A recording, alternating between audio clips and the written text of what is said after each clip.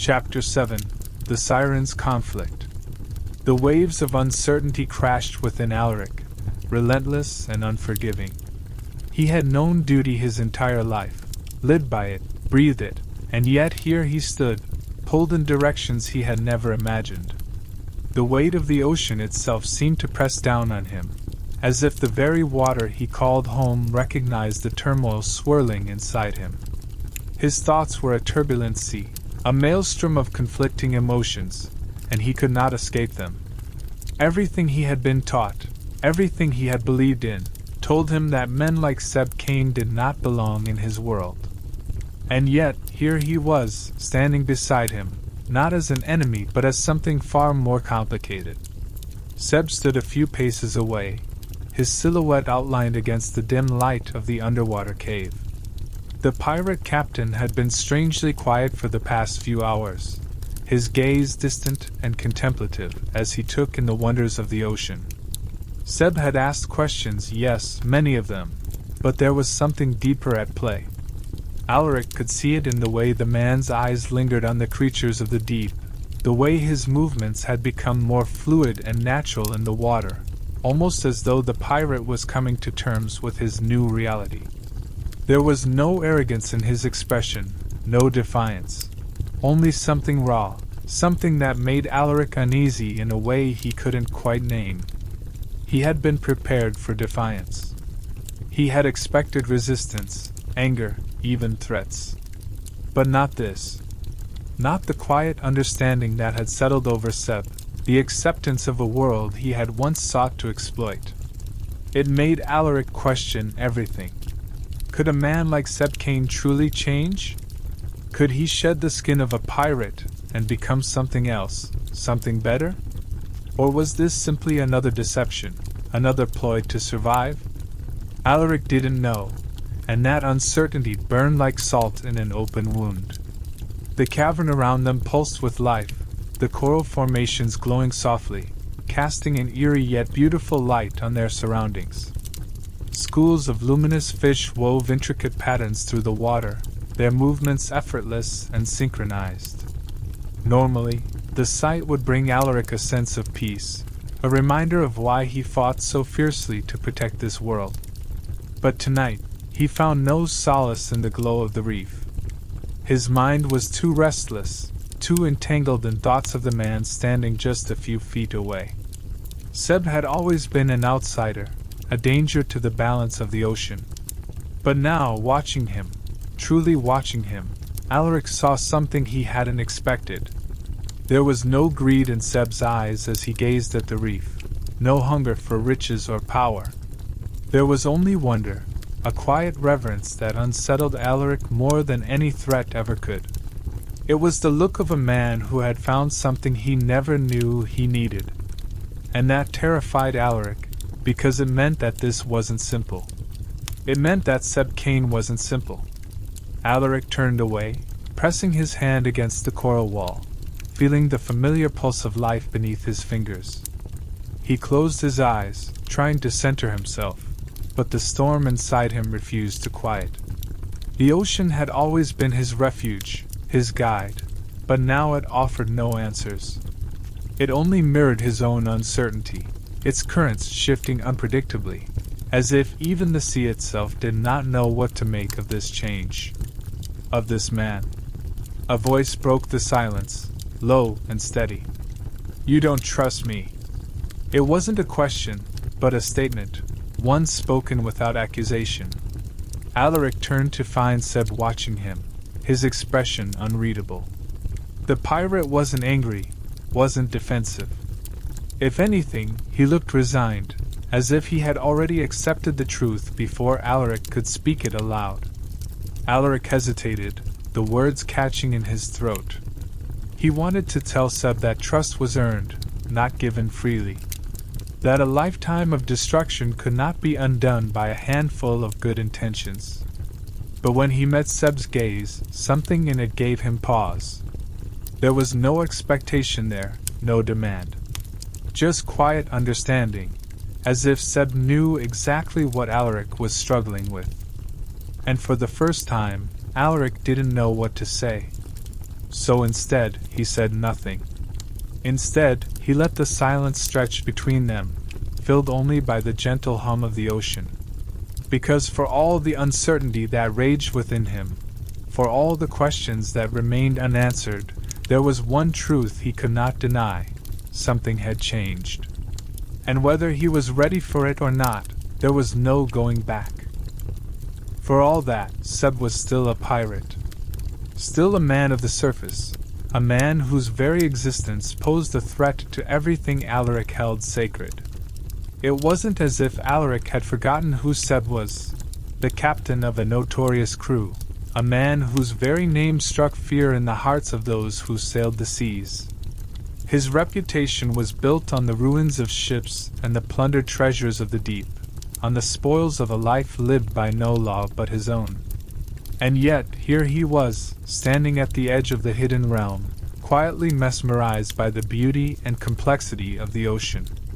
It was almost unsettling, the way Seb's sharp, calculating eyes softened in the glow of the reef, the way he moved through the water as if he belonged there, even when Alaric knew he didn't. Alaric watched him in silence, his emotions simmering just beneath the surface. He had spent a lifetime keeping men like Seb at bay, ensuring that the world below remained untouched, unseen. And now, in a matter of days, this pirate, this outsider, had breached the very heart of it. He could not afford this fascination.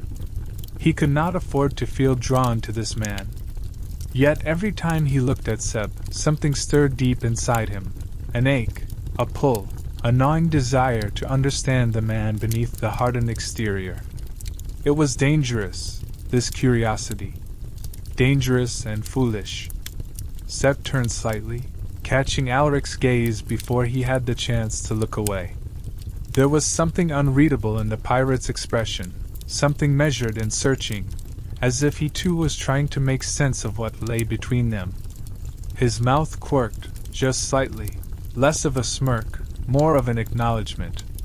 A silent understanding of the tension that neither of them dared to name. The cave around them pulsed with life, the quiet hum of the ocean filling the space between them. But in that moment, it felt as though the water itself was holding its breath. "I know what you're thinking," Seb said, his voice lower in the dense water, carrying easily in the stillness. "That I don't belong here.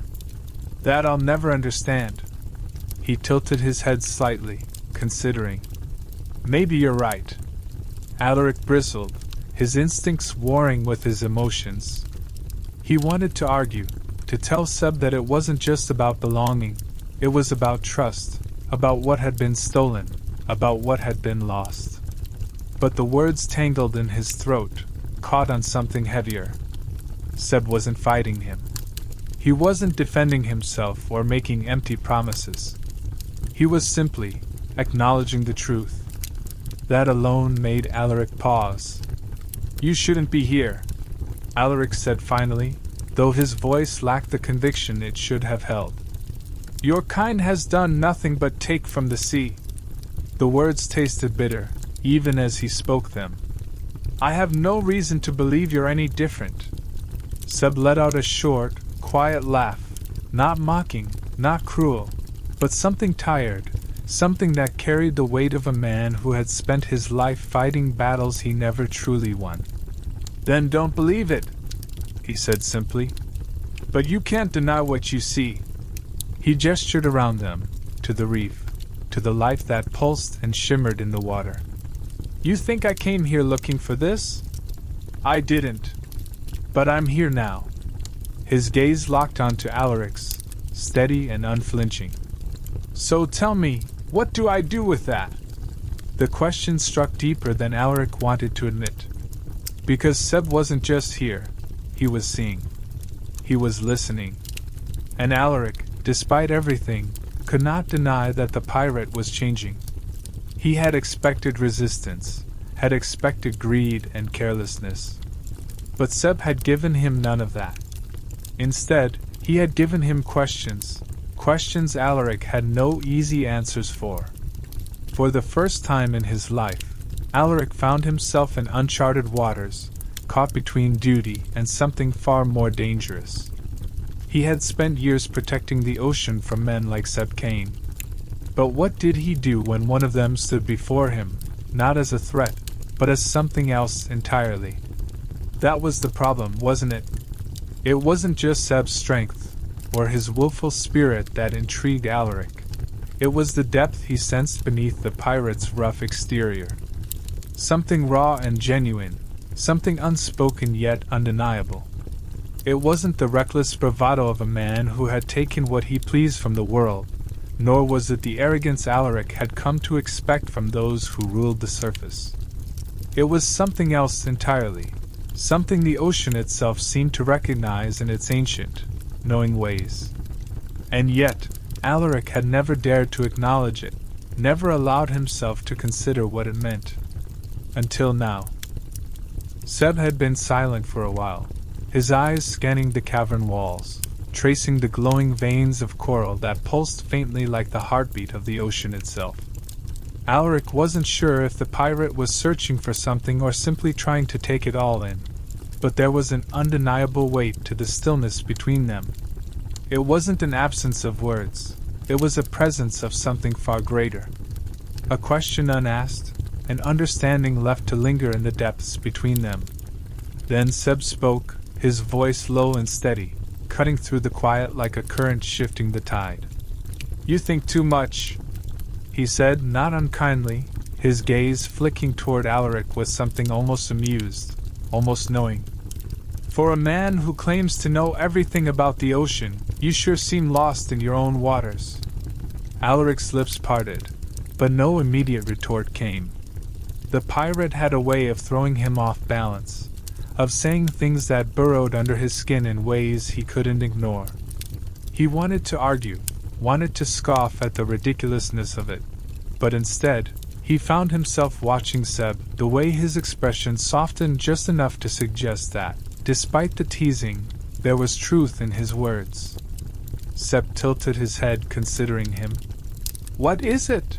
he asked, and for once, there was no challenge in his tone. Just quiet curiosity. Alaric didn't answer right away. He wasn't sure he had an answer. He wasn't sure he wanted one.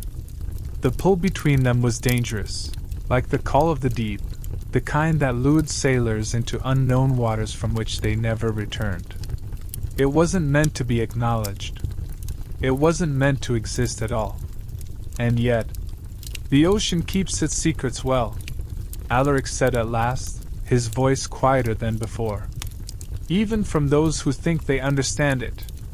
Seb studied him for a long moment, something unreadable flickering across his face. "That's the thing about secrets," he murmured. "They don't stay buried forever." Alaric wasn't sure if it was a warning or a promise.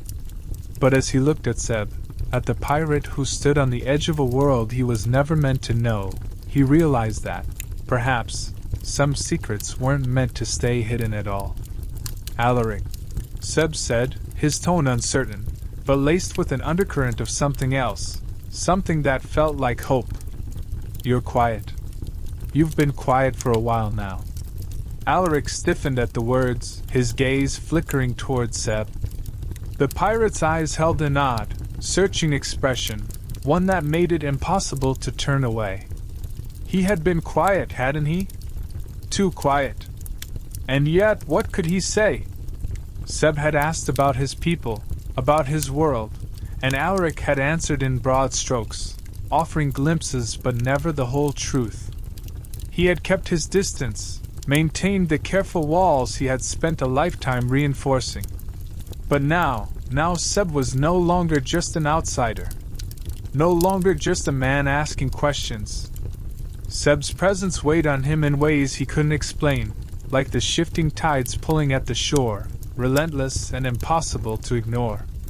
There was something dangerous about it, something that unsettled him far more than the threats of surface dwellers or the damage they could inflict on his world. Because this was personal. This was something he couldn't fight with sharp words or cold distance. "I was thinking," Alaric admitted, though the words felt insufficient. He didn't dare elaborate further, didn't dare give voice to the storm raging inside him.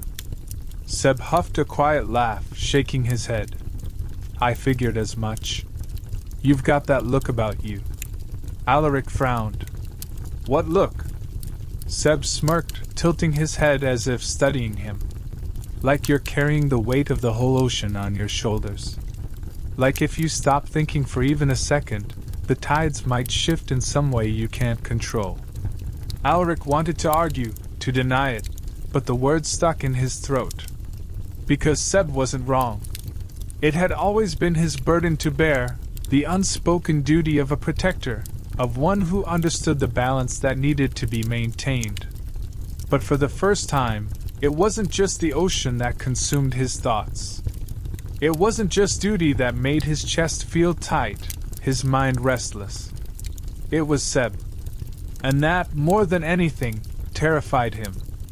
I've been thinking, Alaric replied, his voice low, careful. About what I've done. About why I brought you here. Seb frowned, his brow furrowing as he stepped closer, his movements cautious, almost hesitant. You've been thinking about that? Alaric's gaze flickered away, his fingers idly stirring the water as if the motion could bring clarity. The currents whispered around him, but they held no answers. I had my reasons, he said at last, though the words felt thinner now than they had before. Reasons I thought were clear. Seb studied him for a long moment, his expression unreadable. The ocean's glow cast shifting patterns across his face, illuminating something unspoken in his eyes. And now? He asked, his voice quieter, uncertain. Alaric exhaled slowly, the weight of his thoughts pressing down like the depths of the sea. Now, I don't know, he admitted. It was strange to say it aloud, to give voice to the uncertainty that had been creeping in since the moment he met Seb. Seb tilted his head slightly, his gaze unwavering. That doesn't sound like you. A humorless chuckle escaped Alaric's lips. No, it doesn't. He turned toward Seb fully, the water shifting between them, thick with tension. The lines between them had once been so defined, enemy and protector, surface dweller and siren. But now they blurred, distorted like light refracting through the waves. When I first saw you, I thought I knew what you were. A pirate. A thief. A danger to my world. His voice was steady, but there was something beneath it, something not quite as certain as before. Seb didn't flinch at the words, but his jaw tightened, his lips pressing together, as though bracing for whatever came next. And now? Alaric hesitated. The answer was there, lingering in the space between them, waiting to be spoken. But it felt too large, too complicated. Finally, he said the only thing that felt true. Now I'm not so sure anymore. Seb's jaw tightened, his shoulders squaring as if bracing against an unseen force. He held Alaric's gaze, refusing to look away, even as something flickered in his eyes, something raw, something vulnerable. So that's it? He asked, his voice quieter now, though no less firm. You saved my life, show me all of this, and then decide I don't belong? Alaric's chest rose with a sharp inhale, the weight of Seb's words settling heavily within him. It was never about deciding, he said, his tone clipped, controlled. It's simply the truth. And yet, the truth felt different than it had before. Less certain. Less absolute. Seb let out a short, humorless laugh, shaking his head. Right. The truth. His fingers curled into fists at his sides, but whether in frustration or something else, Alaric couldn't tell. You act like you're the only one who gets to decide what this is, what I am. His voice was quiet, but beneath it lay an unspoken challenge. Alaric felt his resolve waver, the certainty he had clung to slipping through his fingers like water. He had spoken in absolutes his entire life, but Seb had a way of unraveling them, pulling apart the things Alaric had always believed were immovable. "It's not just about you," he murmured, forcing himself to look away, as though breaking eye contact would steady him. "It's about everything I've sworn to protect." Seb took a step closer, the water shifting with his movement. "And you think I don't understand that?" he asked.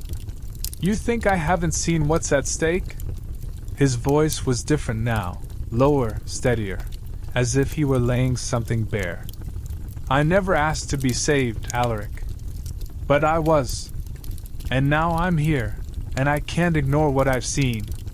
I don't want to." Alaric swallowed, a muscle in his jaw twitching. He hadn't expected this. He had thought Seb would fight him, argue, rage against the things Alaric had said. But instead, he was offering something else, something dangerous, something impossible. "You don't understand what you're asking," Alaric said, softer this time. Seb exhaled sharply, his frustration evident. "Then make me understand," he shot back. "Or are you just going to push me away because it's easier than admitting that I might not be what you expected?" The words struck like a blow, knocking the air from Alaric's lungs. He had spent so much time trying to convince himself that Seb was a mistake, an outsider, a danger to his world. But what if he was wrong? What if Seb was something else entirely? For a long moment, neither of them spoke. The water around them was still, as if waiting. Finally, Alaric let out a slow, measured breath. "I don't know if I can." It was the closest he had come to admitting the truth that terrified him more than anything else. Seb studied Alaric, his gaze searching, as if trying to unearth something hidden beneath the siren's carefully controlled expression. "That's all?" he asked at last, his voice steady but edged with something sharper. "That's the only reason?" There was no accusation in his tone, no anger, just a quiet persistence that made it impossible for Alaric to simply turn away. Alaric clenched his jaw, his fists tightening at his sides. Why was Seb pushing this? Why couldn't he just accept the answer and let it be? "Yes," he said, forcing the word out as if it would cement itself into the space between them. But even as he spoke it, he felt the weight of it settle uneasily in his chest. Seb tilted his head slightly, eyes narrowing, considering. "I don't believe you." The words weren't thrown like a weapon, but they still struck deep. "If it was just duty, just obligation, you wouldn't be here now, trying so hard to keep me at a distance." Alaric inhaled sharply, the water around them shifting as if stirred by the force of his own turbulent emotions. "You think you know me so well, pirate?"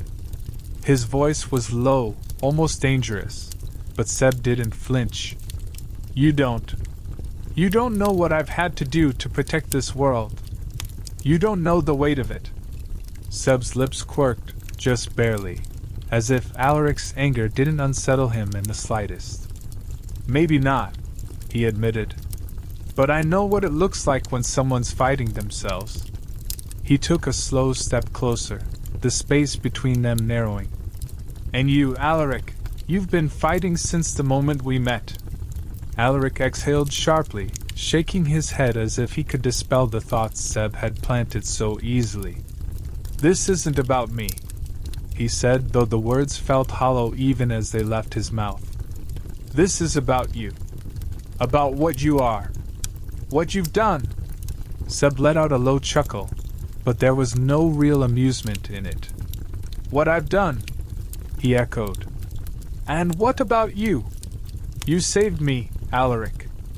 You pulled me from the sea, you showed me things I never could have imagined. And now you're trying to convince yourself that it didn't mean anything." He shook his head. "You're lying to yourself? And worse, you think I can't see it." Alaric felt as though the water around him was closing in, pressing against him from all sides. Seb was supposed to be nothing more than a problem to be solved, an outsider who would leave once he understood that he had no place here. But now he wasn't sure. and that uncertainty terrified him more than anything else.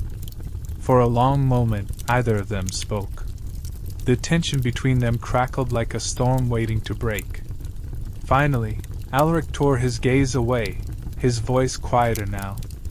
"It doesn't matter what you believe, Seb. It changes nothing." But even as he said it, a part of him wondered, what if it already had? Alaric hesitated, the words tangled in his throat. He had spent his entire life guarding the ocean, dedicating himself to its balance, its survival. But now, standing before Seb, he realized that his fight had become something more. It wasn't just the ocean he was trying to protect, it was everything it held, everything it had come to mean. And that terrified him. Seb watched him closely, waiting, his patience unnerving. The pirate had a way of stripping things down to their barest truth, peeling away Alaric's carefully built walls without even trying. It was infuriating. It was dangerous. It was something Alaric didn't know how to stop. He turned away slightly, his fingers curling at his sides. "It doesn't matter," he said finally, though his voice lacked conviction. "You wouldn't understand." Seb let out a slow breath, but he didn't back away. "Try me," he said, quiet but steady. There was no challenge in his tone this time, no sharp edges, just an openness that made it impossible to ignore. Alaric's chest tightened. He shouldn't be having this conversation. He shouldn't even be entertaining the thought of explaining himself to a pirate. But Seb had a way of unraveling the knots in his mind, dragging things to the surface that Alaric had long since buried. "The ocean," Alaric finally said, his voice low, measured. "It's not just my home. It's my duty. It's what I was meant to protect. But lately," he trailed off, his jaw tightening as he struggled to find the right words. "Lately, I feel like I'm failing it." Seb frowned, his brow furrowing. "Why would you think that?" Alaric let out a humorless chuckle, shaking his head. "Because no matter how hard I fight, no matter what I do, it's never enough. There are always threats, always those who seek to take, to destroy, to claim what isn't theirs." He exhaled sharply, his gaze darkening. "And now, I find myself standing here, speaking to a pirate as if any of this should make sense." Seb didn't look offended. If anything, he looked thoughtful. "Maybe it does make sense," he said after a moment. "You think you're failing, but you're still fighting. And maybe," he hesitated, searching Alaric's face, "maybe you're not fighting alone anymore." Alaric didn't speak right away. The weight of his own emotions pressed against him, a tide rising too fast to contain. He turned his back to Seb, staring into the vast, shifting expanse of the ocean. It had always been his refuge, his sanctuary, a place where he found clarity in the currents and purpose in the endless rhythm of the waves. But now, that certainty was unraveling, pulled apart by the presence of the man standing behind him. He had spent his life knowing exactly who he was, what he was. A guardian. A protector. A force meant to preserve the ocean against those who would exploit it. And yet, here he was, drawn to the very thing he was supposed to fight against. It was infuriating. It was terrifying. And worst of all, it was real. "I'm not supposed to care about you," Alaric finally admitted, his voice rough, thick with frustration. "You are everything I was taught to fear. You represent the destruction of everything I hold dear." The words felt like stones in his mouth, heavy and immovable. And yet, even as he said them, he knew they weren't entirely true. Seb didn't react with anger or defensiveness. Instead, his voice was steady, almost knowing. "And yet you saved me. You're torn, Alaric. Torn between your duty and something more." Alaric clenched his fists at his sides. Seb had no idea how right he was. The conflict inside him was unbearable, a storm raging beneath his skin, dragging him deeper into the unknown. He had always believed that emotions, attachments, were weaknesses, dangerous things that clouded judgment. But if that was true, then why did his instincts keep pulling him towards Seb instead of away? He wanted to argue, to shove the truth away before it could take root, but the words wouldn't come. Instead, he could only stand there, breathing hard, caught between the life he had always known and the impossible pull of something new. The silence stretched between them, charged with everything unsaid. The ocean whispered around them, the currents shifting, restless, as if even the water could sense the battle being waged within Alaric's heart. Finally, he exhaled sharply, his shoulders tightening as if bracing himself against an invisible force. "This can't happen," he murmured, more to himself than to Seb. But when he finally turned back to face him, he wasn't sure if he was trying to convince Seb of that, or himself. Alaric's gaze dropped to the water beneath him, watching the way the currents swirled around his feet, restless and unrelenting. The ocean had always been a part of him, a force that shaped him, that dictated his path. It was constant, unwavering. But now, for the first time, it felt as though that certainty was slipping through his fingers. "I can't be weak," he muttered, more to himself than to Seb. "I can't afford to be distracted. I have responsibilities. I have a kingdom to protect." The words should have grounded him, should have reminded him of his duty, but they felt hollow in his mouth. Seb didn't respond right away. Instead, he stepped closer, the space between them narrowing with a quiet inevitability. His hand lifted slightly, hesitating just shy of Alaric's arm, as if he wasn't sure whether to complete the gesture. That simple hesitation spoke more than words ever could, offering understanding, offering connection. It was an unspoken acknowledgement of everything that lay between them, of the weight pressing down on Alaric's shoulders. "You're not weak," Seb said, his voice low but steady. "I don't think you're weak at all." There was no doubt in his tone, no hesitation. He spoke as if it were the simplest truth in the world, as if Alaric's struggle, his burdens, his fears, none of them changed the man he was. Alaric's breath caught, his heart pounding against his ribs in a frantic rhythm. He had faced storms, wars, battles that left scars both seen and unseen. But this quiet, unwavering certainty in Seb's voice, was unlike anything he had ever known. It stripped him bare, left him exposed in a way he wasn't prepared for. He wanted to step back, to put distance between them before the pull grew stronger, before the moment solidified into something irreversible. And yet he couldn't move. He stood rooted in place, the waves of uncertainty crashing over him, relentless and unforgiving. Duty, honor, responsibility. He repeated the words in his mind like a mantra, grasping at them as though they could anchor him.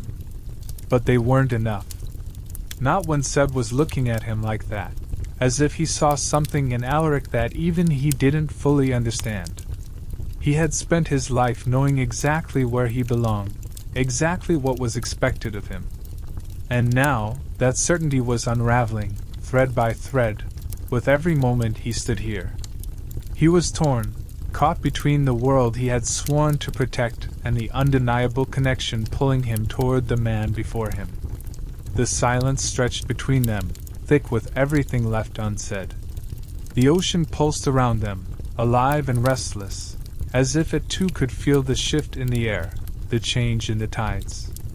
And still, Alaric remained frozen, trapped between what he had always known and the terrifying possibility of something more. Alaric's words hung heavy in the water between them, each syllable laden with a weight he could no longer carry alone. His breath hitched as he forced himself to meet Seb's gaze, the truth of his own confession unraveling something deep within him. He had spent his life abiding by the unyielding laws of the sea, bound by duty, by obligation, by an unspoken understanding that his path had already been decided for him. And yet, standing here now, before the man he had pulled from the brink of death, he felt more lost than he ever had before. Saving Seb had been instinctive, a decision made without hesitation, without thought. But saving himself? That was a battle he wasn't sure he knew how to fight. Seb's expression softened, the sharp edges of his usual defiance tempered by something quieter, something more dangerous in its gentleness. He took a slow step forward, closing the fragile distance between them, his movements careful, deliberate.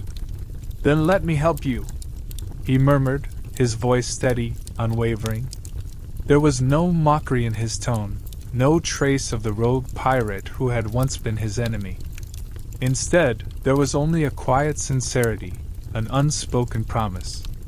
It was an offer Alaric had never allowed himself to consider, that someone might stand beside him, not out of duty, not out of expectation, but simply because they chose to. Alaric's throat tightened, the war raging inside him threatening to pull him under. He wanted to believe in the possibility Seb offered, in the notion that he didn't have to shoulder the weight of his world alone. But that was the most dangerous thought of all, wasn't it? To believe in something other than the life he had always known, to consider, for even a moment, that his fate wasn't set in stone. His hands curled into fists at his sides, as if bracing himself against the pull of the current, against the gravity of everything he was feeling. "I don't know how," he admitted, his voice barely above a whisper. It was the closest he had ever come to surrender, and yet, somehow, it felt nothing like weakness. Seb's lips quirked upward, the faintest hint of a smile flickering across his face. "Then I guess it's a good thing I'm stubborn," he said, his voice warm, familiar, grounding. And for the first time in longer than he could remember, Alaric allowed himself to consider that maybe, just maybe, he didn't have to do this alone. Chapter 8. The Captain's Curiosity. The cave was silent, save for the rhythmic sound of water lapping against jagged rocks, the soft echoes filling the vast underwater expanse. Light filtered through the translucent walls of the cavern, casting an ethereal glow across the space, illuminating the mineral-rich stone with hues of deep blue and shimmering silver. The gentle sway of the water created a mesmerizing dance of light and shadow, giving the cave an almost dreamlike quality. It was unlike anything Seb had ever seen, an untouched world hidden beneath the waves, far removed from the chaos of the surface. For the first time since waking in this strange, submerged realm, he allowed himself a moment to appreciate its beauty, to see it not as a prison, but as something wondrous. Seb leaned against one of the massive stone columns that supported the cavern's ceiling, his fingers tracing the cool, smooth surface. His gaze drifted toward the entrance of the cave, where the open sea stretched endlessly beyond, a world teeming with life. Vibrant fish swam lazily past, their iridescent scales catching the dim light, while tendrils of seaweed swayed in the currents like unseen hands beckoning him forward. The sight should have unsettled him, reminded him of just how foreign and unnatural this place was, but instead, it calmed him. There was a strange serenity here, a quiet that he had never known on the surface, as if the ocean itself was breathing in harmony with him. Yet, it wasn't the sea life or the otherworldly glow of the cavern that truly captivated him. It was Alaric, the siren who had saved him, who had pulled him from the brink of death and brought him into this realm where humans did not belong. Seb couldn't shake the image of him, the sharp lines of his face, the way his translucent skin caught the light like polished pearl, the eerie beauty that set him apart from anything Seb had ever known. And then there was his voice, a voice that wasn't just sound, but something deeper, something that resonated in the marrow of his bones. A voice like the very song of the sea itself. Seb had tried to be cautious. From the moment he had first opened his eyes in this cavern, he had told himself that survival was his only concern. He was a pirate, after all. His life had been built on self-preservation, on knowing when to fight and when to cut his losses. But Alaric complicated things. There was something about him that defied logic, that pulled Seb in despite every warning whispering in the back of his mind. Alaric wasn't just a creature of myth, not just the siren sailors spoke of in drunken tales. He was real, undeniably, inescapably real, and Seb found himself aching to understand him. Since the moment of his rescue, Alaric had kept his distance. He spoke little, his words carefully measured, his eyes always watching but never revealing too much. He carried himself with a grace that seemed effortless, yet every movement was deliberate, precise, as if he were always calculating his next step. And yet, despite that careful control, there were moments, fleeting, barely perceptible, when Seb caught something else in his expression. A hesitation. A flicker of emotion that didn't quite fit the image of the unshakable siren. It was gone almost as quickly as it appeared, but Seb had seen it. He knew what it meant. It fascinated him, not just the siren's beauty or his power, but the contradictions that defined him. Alaric was distant, yet somehow impossibly present. He spoke of duty and responsibility, yet there was an undeniable wildness in his eyes, an echo of something uncontained. He was a protector, a guardian of the sea, but there was something in him that felt just as lost as Seb was. And that, more than anything, was what made it impossible for Seb to look away. He shifted his stance, exhaling slowly as he glanced toward the far side of the cavern where Alaric stood. The siren's back was turned to him, his posture rigid, as if he were trying to will himself into indifference. But Seb wasn't fooled. He had spent years reading people, deciphering truths that others tried to bury. And he could see it now. Alaric wasn't as unaffected as he pretended to be.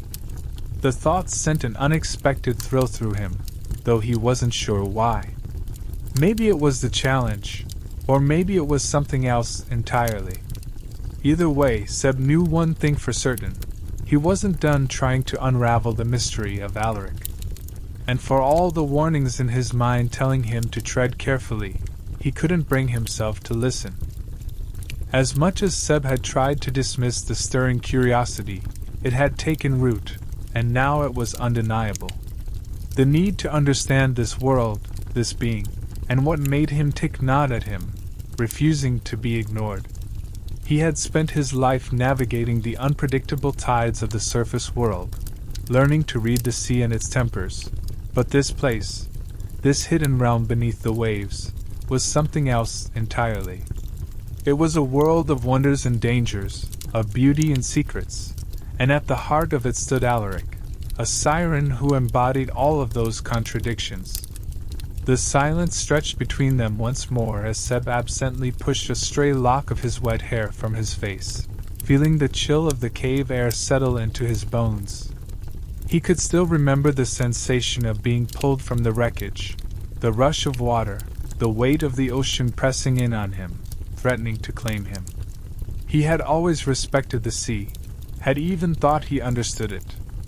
But in that moment, he had been powerless, a mere speck lost in its vast embrace. He had never feared drowning, not until then.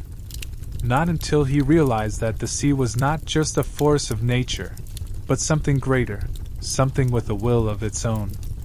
Alaric had been the one to pull him from that abyss. Seb could still recall the feeling of strong arms around him, the fleeting sound of a voice that had been both commanding and soothing at once. The siren had saved his life, and now, standing in this underwater cavern, Seb couldn't shake the thought that there was more to that act than just duty.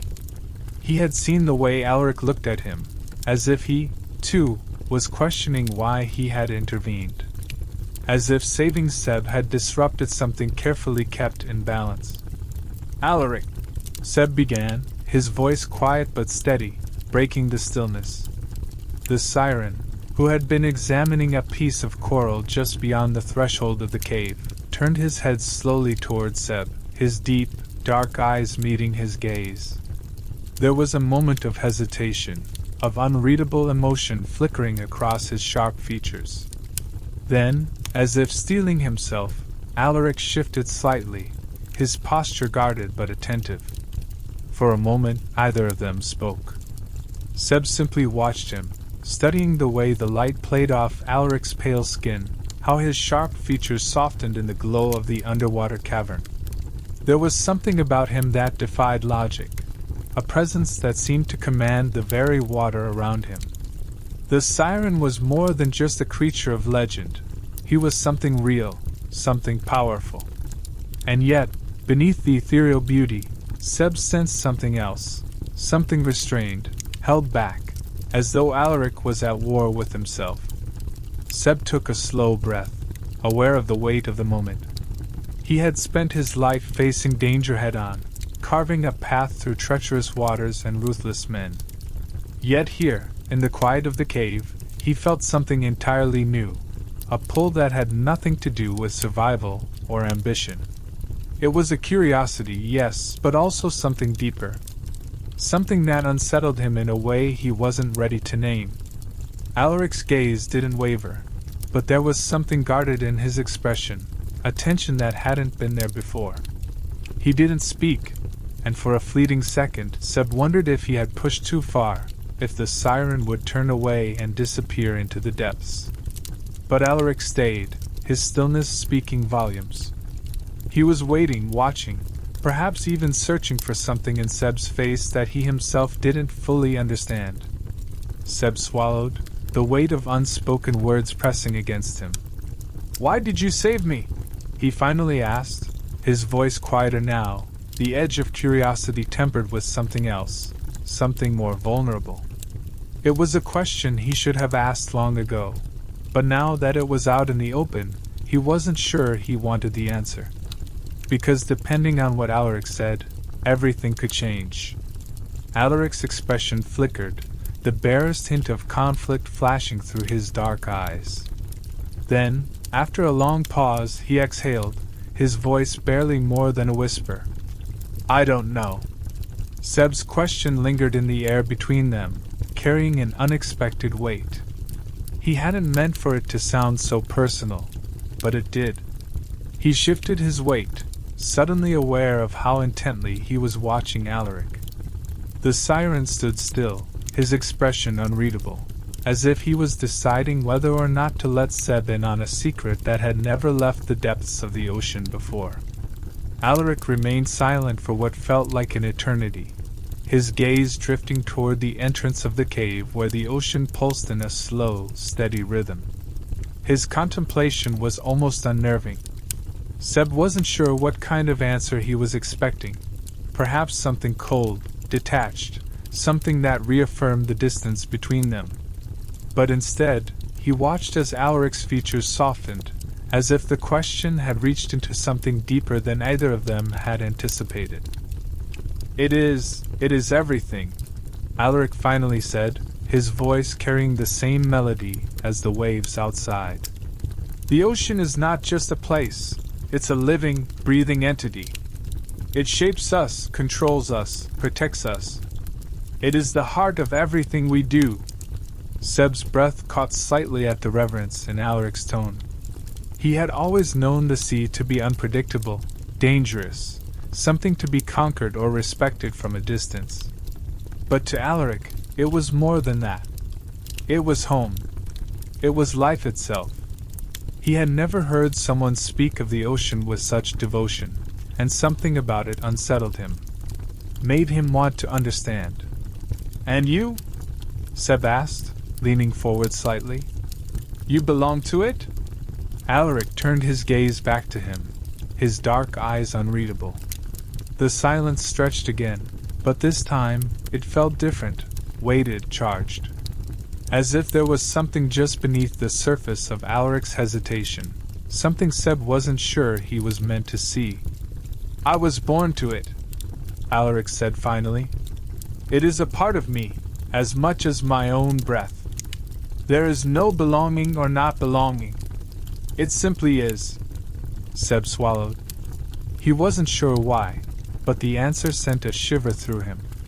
He had spent his entire life chasing freedom, believing that he could go anywhere, be anyone, as long as he had his ship and the wind in his sails. But Alaric's words spoke of something different, a bond, an unbreakable tie that was as much a burden as it was a purpose.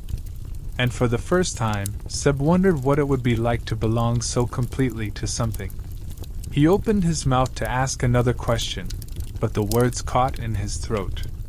Instead, he simply watched Alaric, waiting, hoping that the siren might offer more. That he might let Seb in just a little further. Because the more he learned, the more impossible it became to turn away.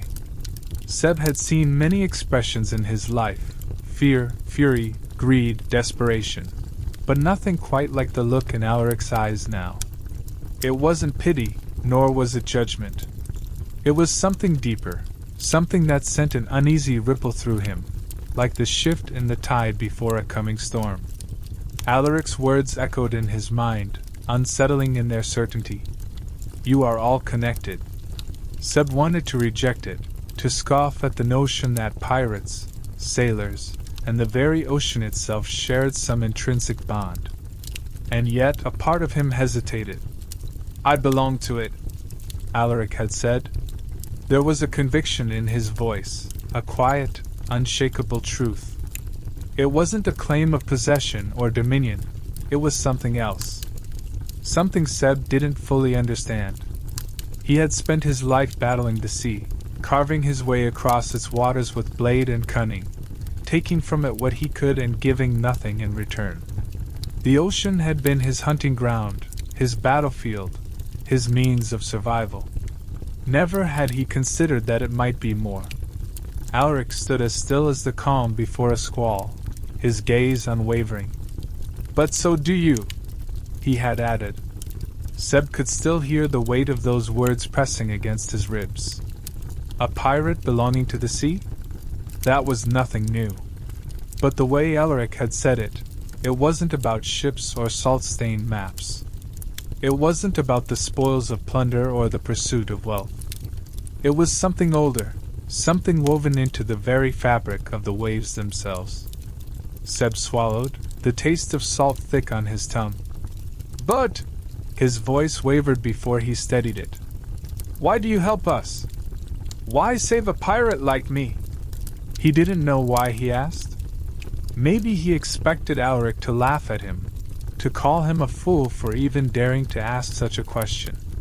Or maybe he wanted to hear something, anything, that would help him make sense of the strange unease curling in his gut. The air between them was taut, stretched thin by the weight of the unsaid. Alaric didn't answer right away. Instead, he simply watched Seb, his silver eyes catching the moonlight like the reflection of the sea at dawn. Seb had seen men take the measure of him before, rivals, enemies, even the occasional so-called ally, but never like this. Never with such quiet intensity, as if Alaric wasn't just looking at him, but through him. The silence stretched, the only sound the rhythmic crash of waves against the hull. And then, Alaric spoke, his voice low but firm. Because the sea does not choose who it claims, he said. Nor does it choose who it calls. Seb felt something tighten in his chest. It wasn't an answer, not really. And yet, somehow, it was. He had spent his life believing that he took from the ocean, that it would take from him in turn one day. But what if it was more than that? What if the sea had called him, just as it had called Alaric? What if he had never truly been separate from it at all? He exhaled slowly, watching the moonlight ripple across the dark water. There were no easy answers here, no simple truths. But for the first time in a long while, Seb wasn't certain of the man he had always believed himself to be. And that, more than anything, left him feeling unmoored. Alaric held his gaze a moment longer before turning away, his silhouette stark against the horizon. You may not believe it now, he murmured, but you will. Then, without another word, he stepped back into the shadows, leaving Seb alone with the restless whisper of the sea. Seb studied Alaric's face, searching for the meaning beneath his words. There was no boast in his tone, no grand declaration. Just a quiet certainty, as if what he had said was an unshakable truth. The ocean demanded it. The phrase lingered in Seb's mind, curling around his thoughts like mist over the water. He had heard men speak of the sea as a ruthless mistress, one who granted fortune and ruin in equal measure. But this was different. This was something deeper, something older, something that made his pulse quicken. "You saved me because the ocean demanded it?" Seb echoed, his voice edged with skepticism. He had never been one to believe in fate. A man made his own path, carved his own way through the tides. And yet, Alaric's words stirred something inside him, something he wasn't ready to name. Alaric didn't argue. He simply nodded, as if that answer should have been enough. But then, after a beat of silence, he added, "And I saved you because you remind me of something I've forgotten." His voice was steady, but there was a softness to it, a thread of something unspoken. Seb frowned, his curiosity piqued. "What's that?" "The fire in you," Alaric answered, his voice quieter now, almost reverent. "The drive to survive, to fight for something more than just your own existence." His silver eyes flickered in the moonlight, a brief reflection of something unreadable. "You are driven by something I once was." For a moment Seb thought Alaric would stop there, that he would let the words hang between them, unchallenged, unexplained. But then Alaric's gaze drifted, his expression clouding over with something distant, something that made Seb's stomach twist in a way he didn't quite understand. "Before the ocean took it from me," Alaric murmured, so quietly that Seb almost wasn't sure he'd heard him right. Seb didn't reply. He couldn't. There was something deeply personal in those words, something raw. He had spent enough time around men who had lost things, their homes, their ships, their freedom, to recognize the weight of grief when he heard it. Whatever the sea had taken from Alaric, it had left something hollow in its wake. The silence between them stretched, thick as the humid night air. Seb wanted to press, to demand answers, to unravel whatever mystery lay buried in Alaric's past. But something held him back. Maybe it was the way Alaric's jaw had tightened, as if he had already said more than he meant to. Or maybe it was the quiet, lingering ache in his voice, the kind that didn't need words to be understood. Seb narrowed his eyes, watching Alaric carefully. The siren's words were absolute, spoken with a certainty that left no room for argument. And yet something about them felt incomplete, like a half-truth carefully constructed to keep Seb from prying any deeper.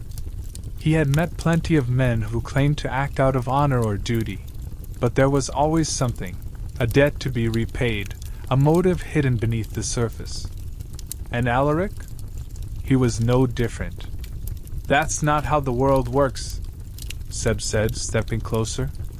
His voice was quieter now, but no less insistent. "People don't just do things without expecting something in return." He tilted his head, studying the flicker of emotion in Alaric's silver eyes. "Not even you." Alaric's gaze flickered downward for the briefest moment before he caught himself, his expression hardening. It was subtle, so subtle that most wouldn't have noticed. But Seb did. That moment of hesitation, of uncertainty, it spoke volumes. And for the first time Seb saw it, the crack in Alaric's carefully constructed walls. "I don't want anything from you," Alaric said again, but this time, the words felt different. They were still firm, still unwavering, but there was something else beneath them, something almost defensive. Seb exhaled sharply, shaking his head. "You expect me to believe that?" He let out a humorless chuckle. "You risked yourself for a pirate. A stranger. You could have let me drown, let the sea swallow me whole, but you didn't. And now you're standing here, telling me it meant nothing to you?" Alaric's jaw tightened. His lips parted slightly, as if he wanted to say something, but then, just as quickly, he stopped himself. Seb could almost see the war raging behind those silver eyes, the battle between what he wanted to say and what he refused to admit.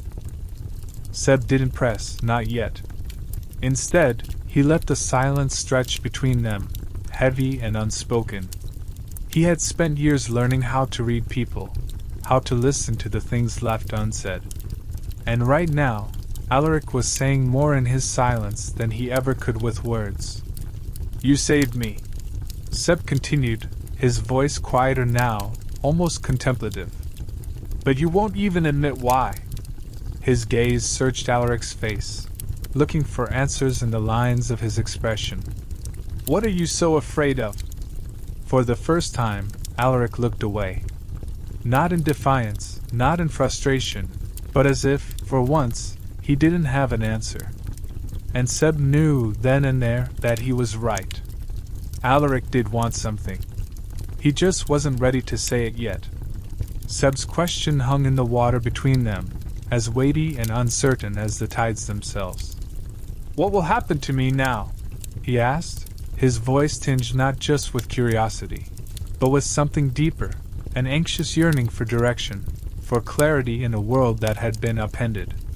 The old life he had known, the code he had followed, the freedom he had clung to like a lifeline, all of it now seemed distant, as though it belonged to someone else entirely. Alaric turned to face him, his eyes reflecting the faint shimmer of bioluminescent coral nearby, unreadable and ancient. "That depends on you," he said at last, his voice low but certain. "You have a choice, Seb. You can stay here, in the safety of the ocean, hidden from the world. Or you can leave, and face the consequences of your actions in the world above." The words weren't a threat, nor were they laced with judgment. They were simply the truth, laid bare like the open sea. "Leave?" Seb echoed, blinking as if the very idea shocked him. "I can't. I'm not going back to that life." His brow furrowed, and his voice grew sharper, more certain. "Not after everything that's happened. There's nothing waiting for me up there but a gallows and a legacy I never wanted." Alaric nodded slowly, his expression calm but thoughtful. There was something in his posture, something quiet and knowing, as if he had seen many souls stand at this same crossroads. "Then stay," he said gently, "and learn. Learn about this world, and what it means to live beneath the waves." The offer wasn't made lightly. It came with gravity, with responsibility, but also, strangely, with hope. Seb glanced around, taking in the shadowed reefs, the sweeping kelp forests that danced in slow, hypnotic motions, and the occasional flicker of silver scales darting through the gloom. It was a world he barely understood, full of dangers and mysteries, but it was also beautiful, untamed, free, in a way the surface never had been. "Live here?" he asked, almost to himself, as if testing the shape of the words. "You would not be the first," Alaric replied, a faint edge of memory in his tone. "Others have come before you, runaways, castaways, those with nowhere else to go. The ocean does not turn away the lost, but it does change them." There was no mistaking the truth in his voice. The sea gave, but it also demanded. Seb shifted uncomfortably, a sudden chill brushing against his spine. "And what would I become?" he asked. "If I stayed?" There was fear in the question, but also longing. He had lost everything, his ship, his crew, his purpose. And now, here in this strange realm beneath the waves, he had been given a chance at something else. But what was that something? Alaric regarded him quietly for a moment. "That is not for me to decide," he said at last. "The ocean has a way of revealing the truth to those who seek it. If you stay, you must be willing to listen to it to yourself." His eyes locked onto Seb's, steady and unwavering.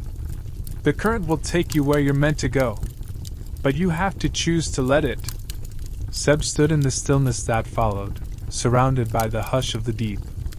He thought of the life he'd known, the man he had been, and the strange, haunting pull he felt now, toward this place, toward Alaric, toward a future he could not yet see. And for the first time, he let himself wonder, what if this wasn't an ending at all? What if it was a beginning? Seb took a deep breath, the salt-heavy water pressing gently against his skin, the sensation both foreign and familiar. His heart pounded in his chest, not from fear this time, but from the weight of the decision before him. The road, or rather, the current, ahead was uncertain, shaped by forces he didn't yet understand. Yet, as he stood there beneath the sea, Alaric's steady presence beside him, something long buried stirred within him, a flicker of curiosity, fierce and alive. The siren's world loomed vast and unknowable in every direction. Towers of coral shimmered in the distance like sunken cathedrals, and schools of iridescent fish darted past like starlight on the move. It was not the world Seb had been born into, but it was a world that called to something inside him. A deep part of him that had always yearned for more than the drunken nights and blood-stained decks of pirate life. For the first time, he wondered if this, not the surface, not the lawless ports, was where he was meant to be. Every instinct screamed that this was madness. He was a pirate, a captain, a man forged by fire and storm. He had no gills, no scales, no song. He belonged to no kingdom but his own. And yet the logic of that identity rang hollow now. It had been stripped away with his ship, his crew, his past. What was left was something raw and unshaped, something that might, in time, belong to the sea. He looked over at Alaric, who watched him not with expectation, but with quiet patience. There was no pressure in his gaze, no manipulation. Only the steady certainty of someone who understood what it meant to be lost and found all at once. The ocean had taken something from Alaric once. Perhaps it had given something back, too, just not in the way he expected. Seb wondered if he was standing on the same edge now, about to dive into a life that would change him forever. For the first time since the shipwreck, Seb felt something greater than the instinct to survive. It was a feeling he hadn't allowed himself to hope for in years, purpose. Not the fleeting thrill of a successful raid, or the hollow pride of a captain's command. This was different. It was the slow, rising sense that he could become something new, something that mattered not just to himself, but to the world he now found himself in. He imagined learning the ocean's language, not just its currents and tides, but the deeper things, its stories, its memories, its songs. He imagined fighting for something instead of just against something. Maybe even finding a way to protect the waters that had taken him in. The thought was overwhelming, but not unwelcome. Of course, the fear was still there, lingering like the cold. The fear of losing himself, of being reshaped by a world so different it might forget the man he had once been. But maybe that wasn't such a bad thing. Maybe it was time to let go of that past, the chains, the guilt, the endless running, and let something new anchor him. Seb reached up, fingers brushing his own chest where his heart thundered, steady and resolute. "All right," he said, more to himself than anyone else. The word felt small, but it carried the weight of everything he had been and everything he was about to become. He turned to Alaric, a faint smile curving his lips. "I'll stay. I want to learn." And in that moment, something shifted in the water around them. Not a sound, not a light, but a presence, as if the sea itself had paused to listen. And somewhere in the deep, silent dark, the ocean whispered its approval. "All right," Seb said finally, his voice steady despite the uncertainty curling in his gut. "Teach me. Show me what it means to live down here." He wasn't entirely sure what he was asking for, whether it was knowledge, transformation, or redemption, but he knew it was a path he needed to walk. Something in his chest had shifted, unmoored from the weight of his past and drifting towards something unknown. He couldn't go back. Not to the gallows, not to the bottle, not to the ashes of a shipwrecked life. Alaric's gaze lingered on him, searching, as though looking for cracks in his resolve. Then, slowly, a small, almost imperceptible smile touched his lips. It was a fragile thing, fleeting and rare, but meaningful in its quiet presence. Alaric didn't smile easily. Seb could tell that much already. So this was a beginning, however modest. "Very well, Captain Kane," Alaric said, his tone gentle but edged with the cool finality of the tide. "We will begin." The words sounded like a promise, or perhaps a challenge. Seb couldn't be sure which. But there was no turning back now. Not after that. A moment passed in silence, both of them suspended in the water, the ocean vast and watching around them. Then Alaric turned and began to swim, his movements fluid and almost impossibly graceful, like the sea itself parted for him. Seb followed, kicking harder than he needed to, still unaccustomed to the water's resistance, and the way it shifted under his every motion. They moved through a towering kelp forest where golden ribbons twisted lazily toward the surface. Small fish scattered as they passed, glittering in flashes of silver and blue. Alaric led him through the swaying tendrils without a word, letting the silence settle around them like a second skin. It was only then Seb realized how loud the surface world had been, filled with cannon fire, shouting men, crashing waves. Here, the hush was total. Sacred. As they traveled deeper, the light shifted, no longer the pale blue of shallows, but darker, more subdued, like twilight. The water here held a different kind of pressure, not physical, but ancient. It pressed against Seb's thoughts, urging him to let go, to listen, to feel.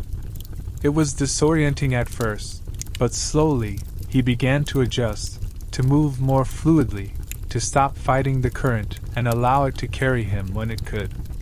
Eventually, Alaric stopped before a massive, coral-covered outcrop that looked like a forgotten altar.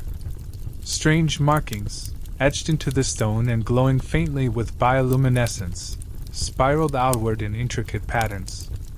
Alaric gestured for Seb to approach, his expression unreadable. "Everything in this world is connected," he said softly. "Before we begin, you must understand that. The sea does not grant power freely. It must be earned, with trust, with sacrifice, and with time." Seb stared at the stone, the glowing runes reflecting in his eyes. He didn't understand them, not yet, but something about them made his pulse quicken. They felt old. Older than any map or myth he'd ever chased. "What is this?" he asked, voice low. "It's the beginning," Alaric replied, settling beside him with the quiet reverence of someone returning to a place long abandoned. "This is where the sea begins to speak. Listen well, Captain Kane. The ocean remembers everything." And as the last words drifted through the water like a current of their own, Seb felt the first stirrings of something deep and primal awaken inside him, like a tide, rising. Chapter 9: A Forbidden Bond.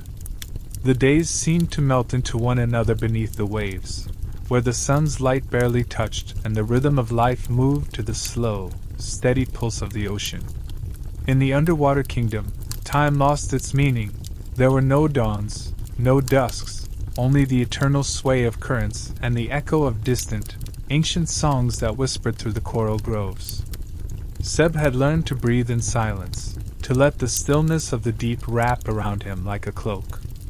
The sea pressed in from all sides, not cruelly, but insistently, always reminding him that he was a guest in a world that did not belong to him. And Alaric, ever present, moved through it as though he had been born of its salt and shadow, both guide and mystery.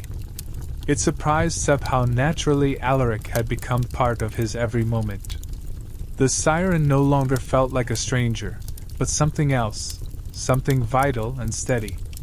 Seb couldn't quite define what it was that pulled him toward Alaric, only that it went beyond gratitude or fascination. There was a gravity to the siren, a quiet power that drew him in, and Seb found himself seeking Alaric's presence even when no words passed between them. Their connection was not forged in fire or battle, as Seb was used to, but in shared silences and glances that spoke louder than any shouted command. Alaric's teachings unfolded not in structured lessons but in the spaces between movement and stillness. Knowledge came quietly, snippets of history, traditions older than any surface tale, whispers of a culture that lived in harmony with a sea that could just as easily devour as protect. Seb listened. He observed. And in doing so, he began to understand that this place was not just home to strange creatures and sirens. It was alive in a way the surface world never could be. Alaric taught him to feel the ocean, to anticipate its moods, to recognize the subtle language of currents and tides. It wasn't something to master, Alaric had said, it was something to join. The first true lesson had come unannounced, as most important things often did. They had been swimming through a network of caverns far below the reef, where sunlight faded and the water grew colder. The rock formations loomed around them like forgotten monuments, their jagged forms half swallowed by coral and time. It was there that Alaric had stopped and turned to him, eyes glowing faintly in the dim blue light. Without a word, he pressed a hand to a smooth patch of stone. A vibration pulsed outward, and slowly, lines of glowing runes began to spread across the surface, as if awakened by the siren's touch. Seb had watched in awe, the glow reflecting in his eyes, bathing the cavern in pale gold and blue. "These are memory stones," Alaric had explained quietly. "They hold pieces of our past, songs, visions, echoes of what was. Every siren leaves something behind here. A mark, a truth." His fingers hovered just above the runes. "This one is mine." Seb didn't ask what memory it held. He could sense it was too personal, too sacred. But he understood now that the ocean kept more than bones and shipwrecks. It kept stories. And as they swam on, Seb felt the echoes of those stories linger in the water around him. The sea was no longer just a place, it was a presence, vast and unknowable. Yet, within that expanse, Seb was beginning to carve out a place of his own. He no longer felt like a trespasser, nor a man merely surviving. He was learning, becoming. And though he didn't yet know what he was transforming into, he felt, for the first time in his life, that it might be something worth becoming. "This is where our song begins," Alaric had said, his voice low and reverent, the soft echo of his words reverberating through the cavern like a hymn carried by the current. The air, thick with brine and history, seemed to still around them, as though the sea itself paused to listen. There was something in Alaric's tone, something ancient and weighty, that made Seb instinctively hold his breath. The walls of the cave shimmered faintly with bioluminescent lichen, casting a ghostly glow across Alaric's sharp features. In that moment, he looked less like a man and more like a myth, something born of the ocean's memory. Seb furrowed his brow, uncertain whether Alaric was speaking in metaphor or unveiling a truth too foreign for surface words to explain. "What do you mean? A song?" he asked, his voice cautious, barely rising above the soft hum of distant tides. To him, songs were things of taverns and decks, drunken shanties and calls to arms, not forces that shaped destiny or bound souls. And yet, something about Alaric's expression, the reverent hush in his voice, made Seb doubt everything he thought he understood. Alaric turned slowly to face him, the glow of the cavern playing over his skin like sunlight filtered through waves. His gaze met Seb's and held it, steady, unyielding, as though he could see straight through him to the very marrow of who he was. "Our song," he said again, more gently this time. "It is not just melody. It is essence. A current that flows within us, through us, from the moment we take our first breath beneath the waves.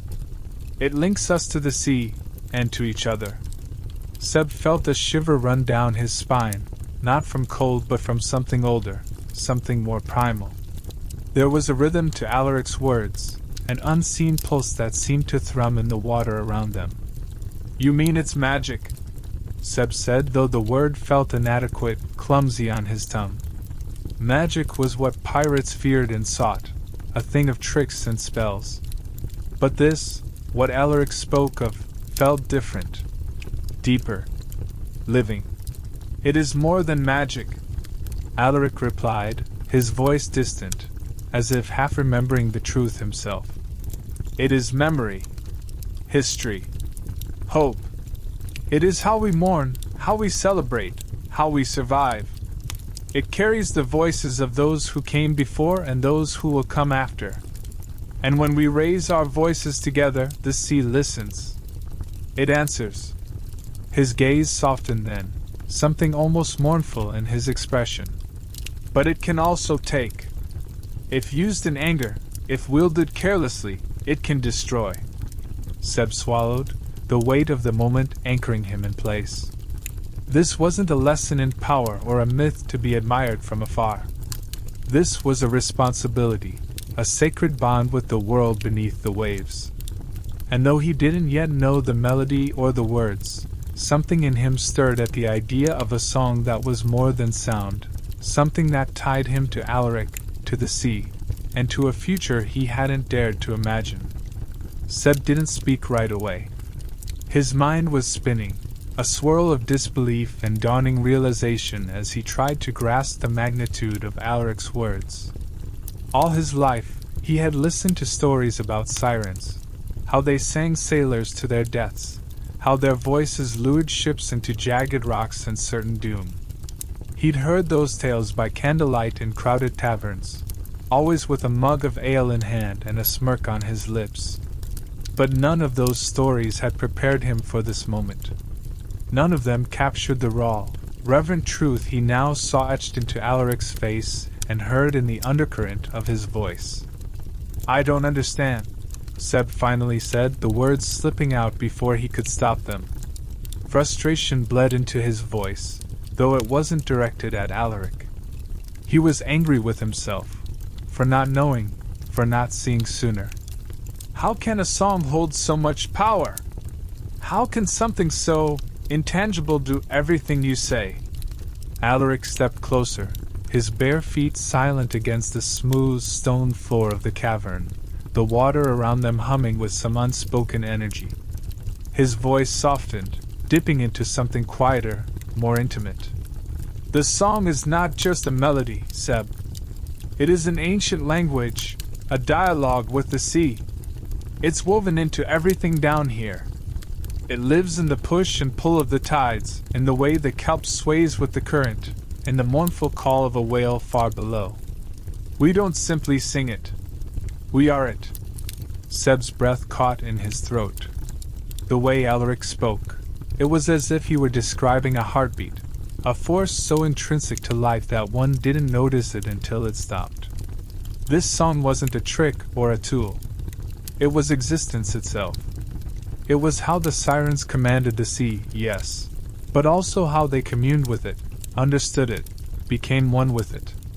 And now Seb stood on the precipice of that knowledge, of that power, unsure if he had the right, or the strength, to step forward.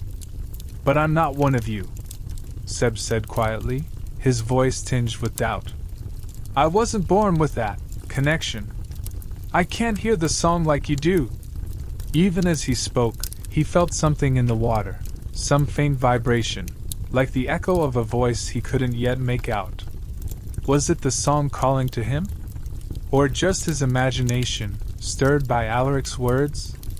Alaric regarded him with a solemn, almost pained expression. "Not yet," he said. "But the sea has already marked you. It wouldn't have spared you if it hadn't sensed something. The song is not only for the siren-born. It welcomes those who are willing to listen, to learn, to surrender. And if you do. He paused, the silence stretching between them like a held breath. You might find that the ocean sings to you, too. Seb's heart pounded with a rhythm that seemed to echo the sea itself, as though the very currents surrounding him had found a way into his chest. The tales he'd grown up with, the ones spoken in hushed tones over rum and firelight, painted sirens as monstrous seducers, wielding song like a weapon. But this was different. What Alaric described wasn't just magic or danger. It was something sacred. It wasn't just about calling storms or luring ships. It was about being a part of something ancient, something living. The ocean wasn't a tool in the sirens' hands. It was their home, their soul.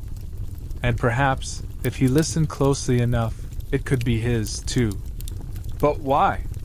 Seb's voice came out quieter than he expected, caught somewhere between awe and uncertainty. The sea pressed around him, cool and heavy, as if waiting for his reaction. Why are you telling me this? What do you want me to do with this knowledge? The question sounded naive even to his own ears, but it carried the weight of everything he didn't understand. Why him?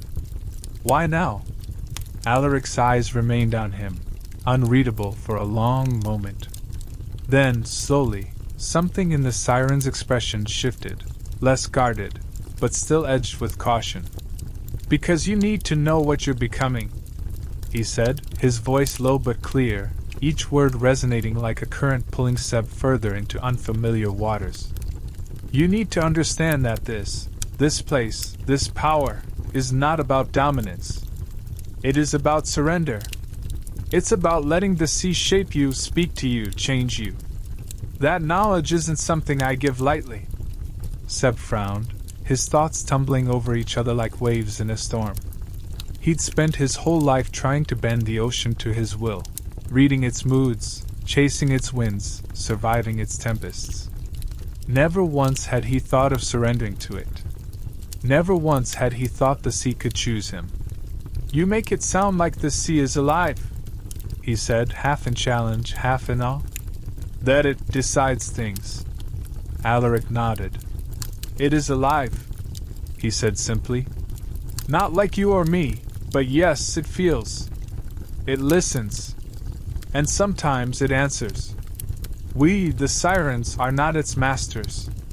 We are its voice, its guardians. But the ocean itself is older and greater than any of us. It remembers. And it never forgets. His voice dropped, as though sharing a secret. It called to you. It spared you when it could have taken you. That means something. Seb swallowed hard, his mind reeling from the implications. All this time, he thought his survival had been a stroke of luck, a twist of fate. But what if it wasn't luck at all? What if the sea had made a choice?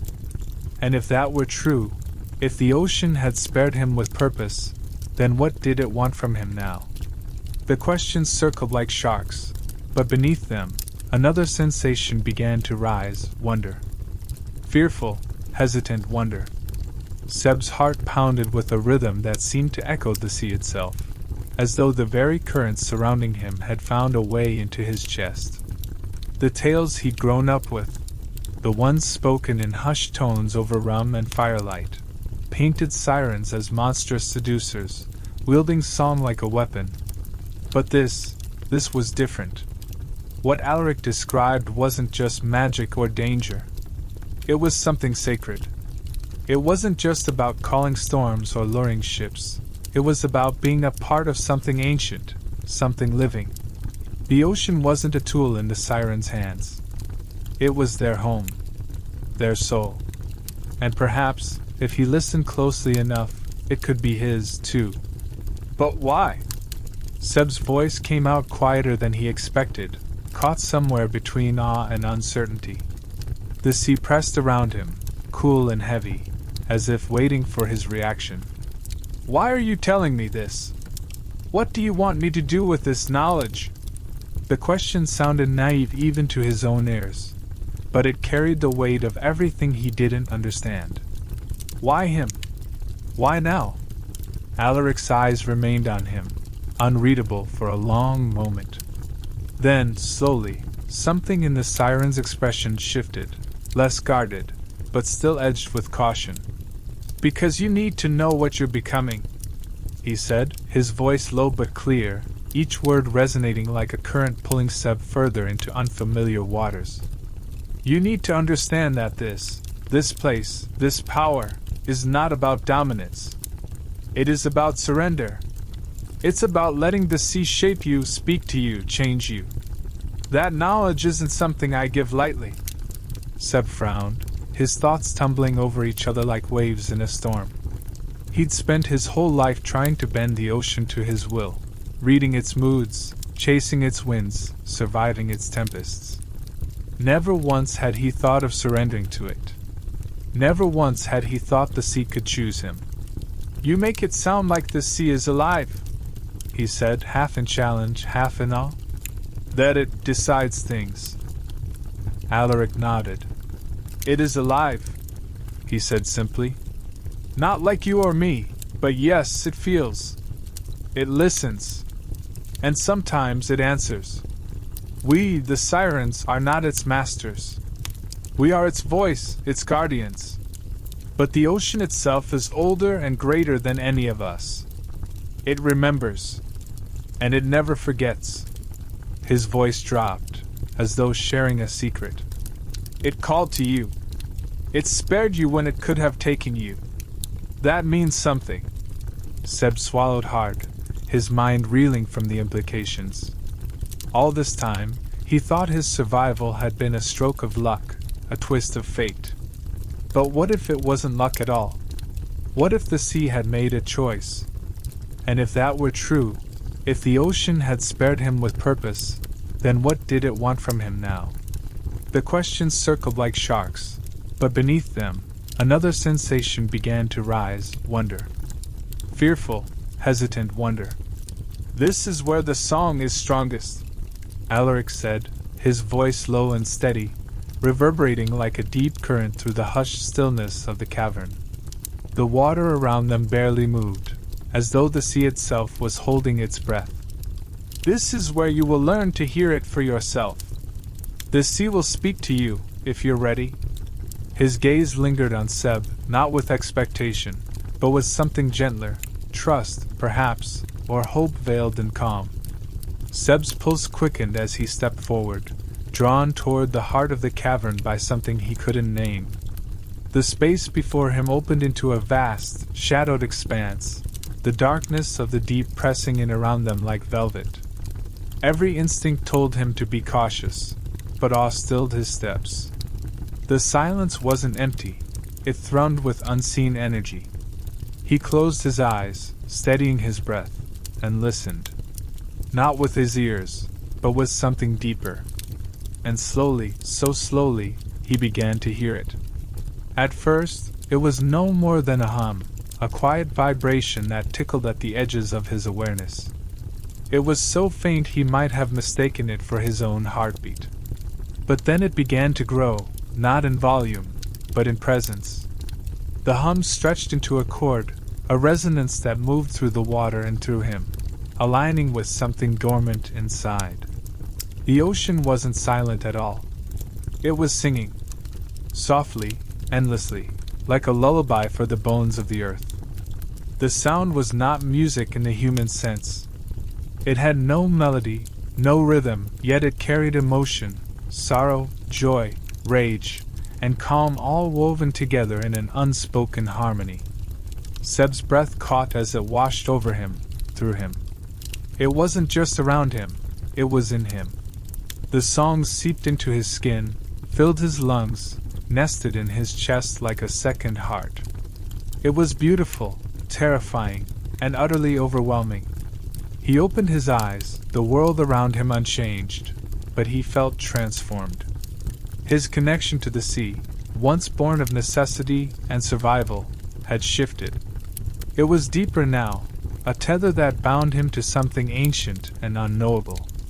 His eyes found Alaric's across the cavern, and for the first time, he understood what the siren meant when he spoke of the song as a bond, a truth greater than either of them. Seb didn't speak. He couldn't, not with words. Instead, he let the feeling settle within him, grounding him. He had touched something sacred, something few ever would. And though the path ahead was still uncertain, he knew one thing with absolute clarity: the sea had spoken to him. And he had listened. Seb opened his eyes slowly, the echo of the ocean's song still thrumming through his body like a second pulse. The cavern seemed brighter somehow, as if the very water shimmered in response to what had just passed between them. He turned toward Alaric, whose silhouette stood calm and unwavering against the soft glow of the sea. The siren's expression was intense, not stern, but focused, as though he saw more than what lay on the surface. There was pride in his gaze, yes, but also something quieter, deeper, wrapped in layers of emotion Seb couldn't yet name. "You hear it, don't you?"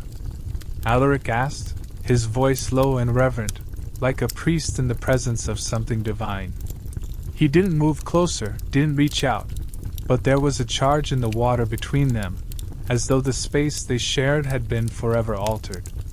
The question wasn't about confirmation, it was an acknowledgement. Alaric could already sense the answer, could see it in the way Seb's posture had shifted, the subtle awe still lingering in his widened eyes. Seb nodded, the motion small, but it carried weight. His heart raced in his chest, still caught between wonder and disbelief. "It's incredible," he breathed, his voice barely above a whisper. "I can feel it. I can almost understand it." The words felt inadequate, too small to contain the depth of what he had just experienced. How could he explain that the sea had spoken to him, not in words, but in feeling, in rhythm, in something ancient that stirred like a memory inside his bones? There was a moment of silence between them, thick with unspoken truths. Alaric's gaze softened, the edges of his intensity giving way to something gentler, almost like relief. "It means the sea has accepted you," he said at last. "It doesn't speak to just anyone. It tests. It chooses. And now, it's chosen you." His voice held a strange kind of gravity, as though he, too, were still coming to terms with what this meant, not just for Seb, but for himself. Seb's thoughts swirled like eddies in the current. He had come here lost, shipwrecked, clinging to life by threads. And now he stood in the depths of a world he never knew existed, bound to something vast and ancient, called not as an intruder but as something more. Was this destiny? Or was it something the sea had seen in him that he had never seen in himself? He couldn't say. But it felt right, like stepping into a role he was always meant to play. A quiet resolve settled in Seb's chest. He looked at Alaric again, not with confusion, but with clarity. "What do I do now?"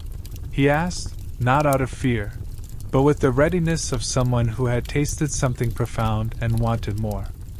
The ocean's song still echoed in his blood, and with it came the understanding that his journey was no longer about survival. It was about becoming something more. And Alaric, standing before him like the tide's own emissary, would show him the way. Alaric's lips curved into a faint, knowing smile as he watched the conflict ripple across Seb's face. "The sea speaks to those who listen, Seb," he said, his voice quiet but steady. "And you, Captain, are listening.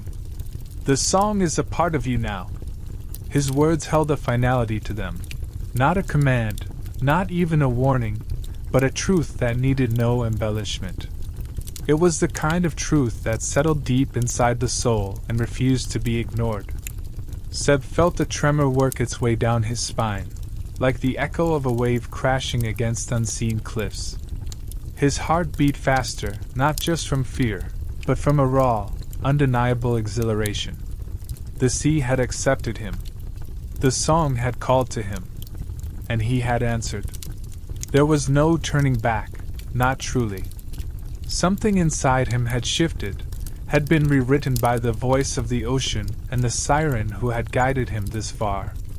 He had crossed a threshold that most men never even glimpsed.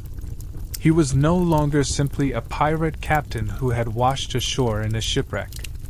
That life, once so vivid, now felt like a dream slipping beneath the waves.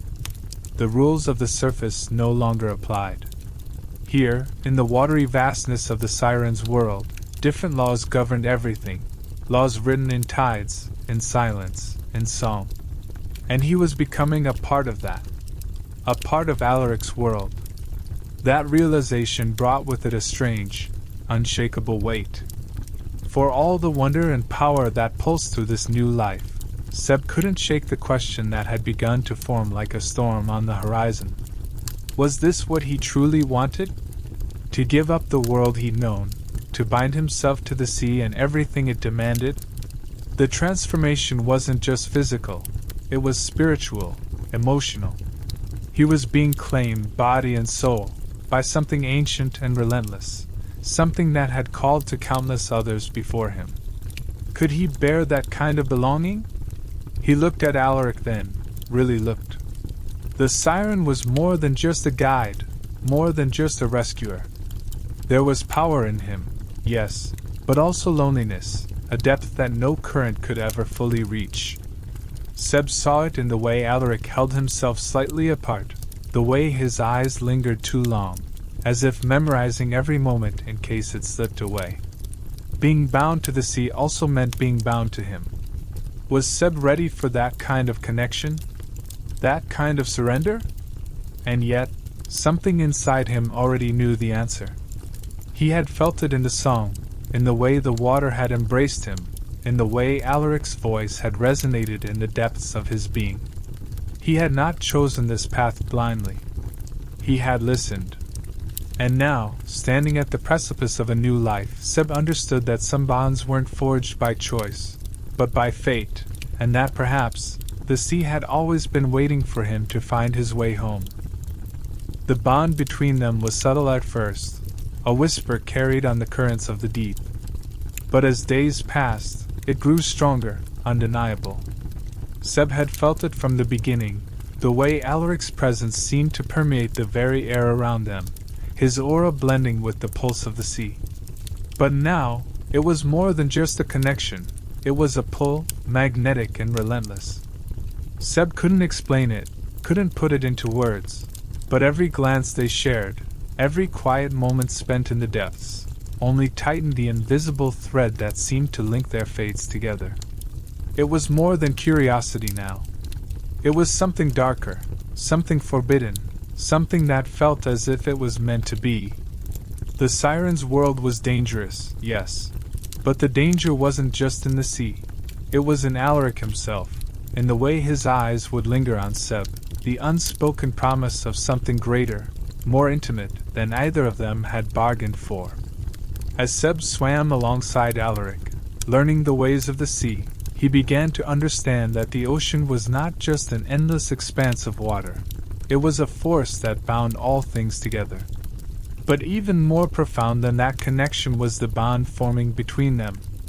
The siren had saved him, had taught him, had guided him into this strange new life. But it was not just the ocean that had claimed him, it was Alaric's presence in it.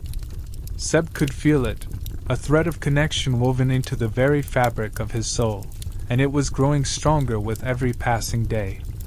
It wasn't just the pull of the sea anymore. It was Alaric's pull, drawing Seb closer with every lesson, every shared silence, every fleeting touch. The more Seb tried to understand it, the more elusive it became. He had always been a captain, a man who made his own choices, who held his future in his hands. But now, as he followed Alaric through the dark caverns and swam in the vast, hidden depths, it felt as though he was being swept along by forces far greater than anything he had ever known. It was as if the song itself had taken root inside him, its melody entwined with his thoughts and his emotions. He could feel it pulling at his heartstrings, guiding him towards something he wasn't sure he was ready for, something that felt like surrender. and yet he couldn't resist. It was as if his heart already knew where it was meant to go, even if his mind still struggled to catch up. For all the power of the ocean, for all the weight of the song, it was the bond between them, between Seb and Alaric, that would define his future. The ocean was vast, unknowable, but it was also ancient and steady. Alaric, though, was not. He was a being shaped by the sea, but with a heart that seemed to beat apart from it, a heart Seb couldn't help but be drawn to. Their connection wasn't just a matter of the ocean's power or the siren's magic. It was something deeper, something that ran through the very marrow of their bones. It was the way they moved in sync, the way they shared moments of quiet understanding, the way Seb could feel Alaric's presence even when they were not together. It was a bond that had begun with the sea, but it was taking on a life of its own. And yet, as Seb felt this bond growing between them, something else began to tug at him, something darker, more foreboding. He had always known that the sea was a force that could both give and take, that it was both life-giving and destructive. But now, in this world where the ocean's song lived inside him, Seb realized that the bond he shared with Alaric was no different. It was a blessing, yes, something deep and beautiful, something that connected him to the very heart of the ocean. But it was also a curse. To be bound to Alaric, to the song, to the ocean, meant that there were no easy choices. His fate was no longer just his own. It was intertwined with Alaric's, with the siren's world. And that realization, heavy and inevitable, settled over him like the ocean's weight, pressing him deeper into its embrace. Seb closed his eyes, feeling the weight of the decision that loomed before him. There was no going back now. The bond between them had already taken root, and no matter how much he fought it, no matter how much he tried to distance himself, he knew that it was impossible to sever. It had become a part of him, just as much as the ocean's song had. And so, as he swam alongside Alaric, listening to the gentle hum of the sea and feeling the pull of the song between them, Seb realized that this bond, was something he would either have to accept completely, or risk losing himself to. The ocean had chosen him, and Alaric had too. Now, the question remained, would he accept it? Would he embrace the power, the danger, the curse, and the possibility of something deeper than he had ever known? Chapter 10: A Growing Attraction. Seb had never considered himself a man prone to introspection. As a pirate captain, he had always been a creature of the present, focusing on the task at hand, keeping his mind sharp and his instincts even sharper. The vastness of the sea had always offered a sense of freedom, a constant reminder that the next horizon was always just out of reach. To survive, he had learned to shut out unnecessary thoughts and distractions. His life had been a series of immediate decisions, each one made with swift confidence, driven by the wind, the waves, and the endless pursuit of the next adventure. Reflection had been a luxury he couldn't afford.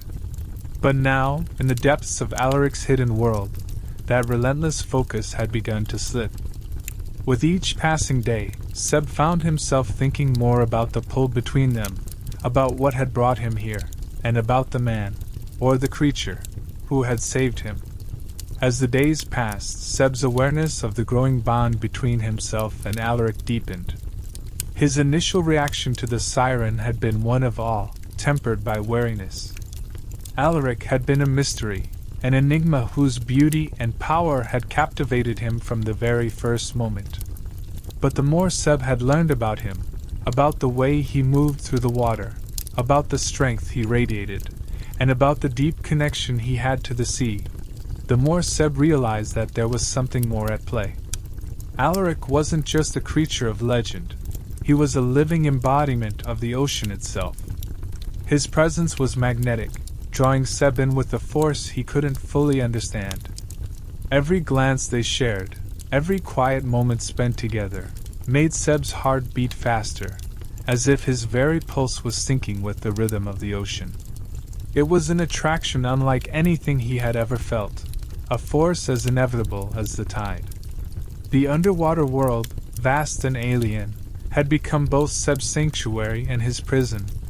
He had once commanded a ship, charting his own course across the open sea, but now he was adrift in a world that had no borders, no ports, and no guarantees. The quiet expanse of the ocean was a place where time felt elastic, where every passing moment seemed to stretch out infinitely. Seb's old life as a pirate captain felt like a dream, as though it belonged to someone else. There was no crew to direct, no ship to steer, no treasure to hunt.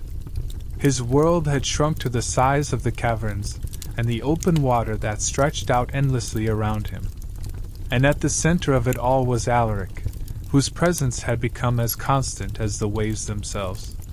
Seb found it both comforting and suffocating, the way Alaric's proximity seemed to draw him in while simultaneously pushing him away. Seb's vulnerability in this new world was something he had never been forced to confront before. As a pirate, he had always been the one in control, the one whose word was law, whose ship was his domain. But now, in the depths of the ocean, he had no control. He was a stranger in a land that was not his own, forced to adapt to the rhythm of a world governed by currents, tides, and the unspoken power of the sea. Every stroke through the water reminded him of how fragile he truly was, how little he knew about the forces that controlled the depths. The armor he had once worn, his reputation, his strength, his identity as a pirate, was gone. It had all been washed away by the waves, leaving him exposed and vulnerable. The world he had once known felt like a distant memory, as though it had never truly belonged to him. There was only Alaric now, his enigmatic guide and constant companion. Through it all, Alaric had been there, helping Seb regain his strength. The Siren had taken it upon himself to teach Seb the ways of the ocean, to guide him through the alien landscape with patience and care. Seb had been shocked at how difficult it was at first. His body, weakened from the wreck and the near drowning, had protested every movement. Every muscle ached, every breath felt like an effort. The underwater caverns were vast and unyielding, the water's embrace both a cradle and a test. Seb had to learn how to breathe in sync with the rhythm of the sea, how to move through the water with the grace of a creature born to it. At first, the effort had been exhausting, and his body had resisted. It was as if the very water was trying to pull him under, as if the ocean itself was testing his limits, challenging him to surrender to its will. But under Alaric's patient guidance, the pain had begun to ease, and Seb had started to regain some semblance of strength. Each day spent in Alaric's world had been both a physical and emotional challenge. As Seb's muscles grew stronger, so too did his mind. The lessons Alaric imparted weren't just about survival. They were about understanding, about connecting with a world that was as ancient as time itself.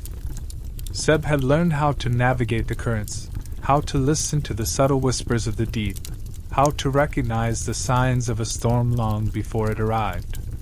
But it was more than just practical knowledge, it was a deepening of the bond between them. Every lesson, every shared moment in the silent, vast waters seemed to bring them closer. Seb had always been a man of action, but now he found himself drawn into a new kind of awareness, a kind of patience that he had never known. The ocean was teaching him, and Alaric was both his teacher and his guide, leading him down paths he had never imagined. Despite the growing connection, Seb struggled with the idea of fully surrendering to this new life. He had always been a man of freedom, of independence. The pirate captain who had sailed wherever the wind took him, who had answered only to his own desires and instincts. But now, bound to the deep ocean and to Alaric, he felt a part of himself slipping away, his old identity, his old self, fading with each passing day. It wasn't just the physical discomfort that weighed on him, it was the emotional shift. Seb was no longer the man who had commanded a crew and ruled a ship. He was something else now, something bound to the ocean, to the song that had taken root inside him.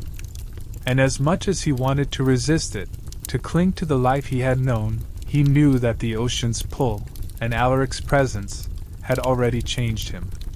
What he hadn't yet figured out was whether the change was something he could accept, or if it was something that would swallow him whole. The more Seb reflected on his situation, the more uncertain he became. He had always prided himself on his decisiveness, his ability to make a choice and stick with it. But now, faced with the vast expanse of the ocean and the growing attraction to the siren who had saved him, Seb wasn't sure what the right choice was anymore. There were no clear answers, no easy decisions. The future felt uncertain, and with Alaric's presence lingering in his thoughts, Seb couldn't help but wonder if he was being led into a future he wasn't ready for. The pirate captain, once so certain of his path, was now adrift in a sea of confusion, struggling to reconcile his past with this strange, new world he had found himself in. As Seb's physical strength slowly returned, so did the unsettling awareness of Alaric's presence. At first, Seb had tried to dismiss the growing attraction as nothing more than the side effect of his isolation, the result of being stranded in an alien world with no means of escape.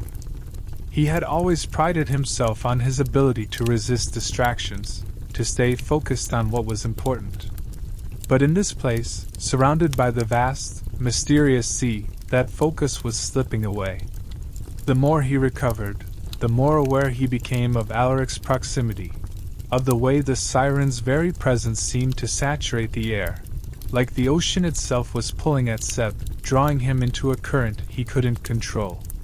He had always known that his attraction to Alaric was dangerous, but he hadn't expected the pull to be so powerful, so persistent. Seb had been warned for years of the ancient conflict between pirates and sirens. The stories were as old as the sea itself, of sirens luring sailors to their doom with sweet, irresistible songs, of ships crashing upon jagged rocks, of lives lost to the relentless tides. As a pirate, Seb had grown up hearing those stories, learning to distrust the creatures of the sea. The sirens were enemies, predators, beings of beauty and danger whose songs could drive men mad, whose very existence was entwined with destruction. And yet, despite the warnings and the legends, here he was, caught in the grip of something far more complicated. The feelings he had for Alaric were not just the result of his isolation. They were something deeper, something that cut into him in ways he couldn't understand.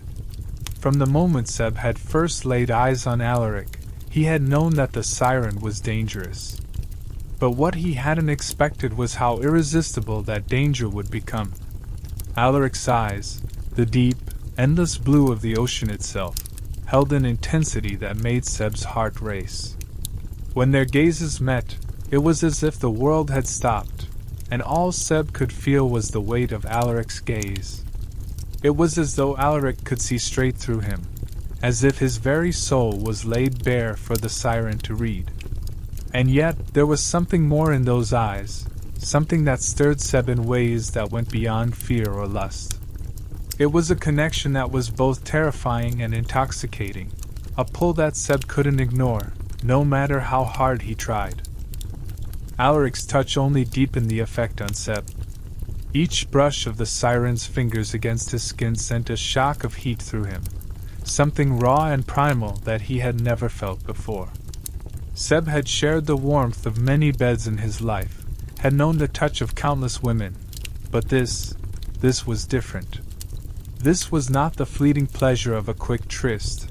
This was a hunger, a deep, gnawing need that went beyond the physical. It was as though Alaric had awakened something within him, something Seb hadn't even known was there, and now he couldn't escape it. The siren's touch had become an addiction, a craving that only grew stronger with each passing day.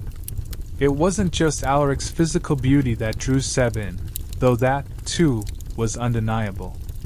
The siren was breathtaking, with skin that seemed to glow in the moonlight, like the surface of the sea at night, and hair as dark as the ocean's depths, flowing and shifting with a life of its own.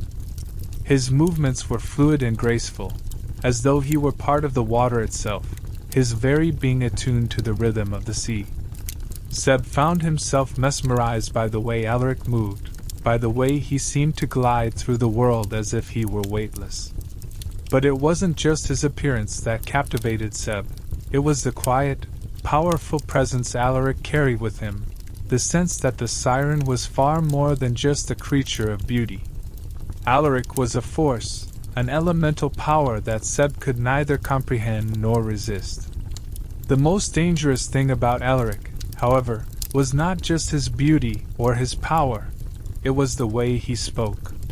His voice was like the sea itself, deep, melodic, and carrying with it the weight of the ocean's secrets. Every word seemed to resonate with an ancient rhythm, as if the very tides were speaking through him. Seb found himself drawn in by the cadence of his voice, his every syllable seeming to reverberate through Seb's bones, stirring something within him that he didn't fully understand. The more Alaric spoke, the more Seb felt himself slipping away from the man he had once been, the pirate captain who had trusted no one, who had relied solely on his own instincts and strength. Alaric's voice was like a siren's song, one that made Seb forget everything he had once believed about enemies and allies, about duty and survival. It was this quiet power, this aura of mystery that surrounded Alaric, that made Seb feel both captivated and overwhelmed. There was something intoxicating about the siren, something that made Seb forget all his rules, all the boundaries he had set for himself. The more he tried to resist the attraction, the stronger it became. Alaric's presence had a magnetic pull, drawing Seb deeper into the siren's world, and the more Seb struggled against it, the more he realized that there was no escaping it. It wasn't just a physical desire, it was a connection that went deeper, one that seemed to tie him to Alaric in ways he couldn't explain. Seb had always prided himself on his independence, his ability to navigate the world on his own terms.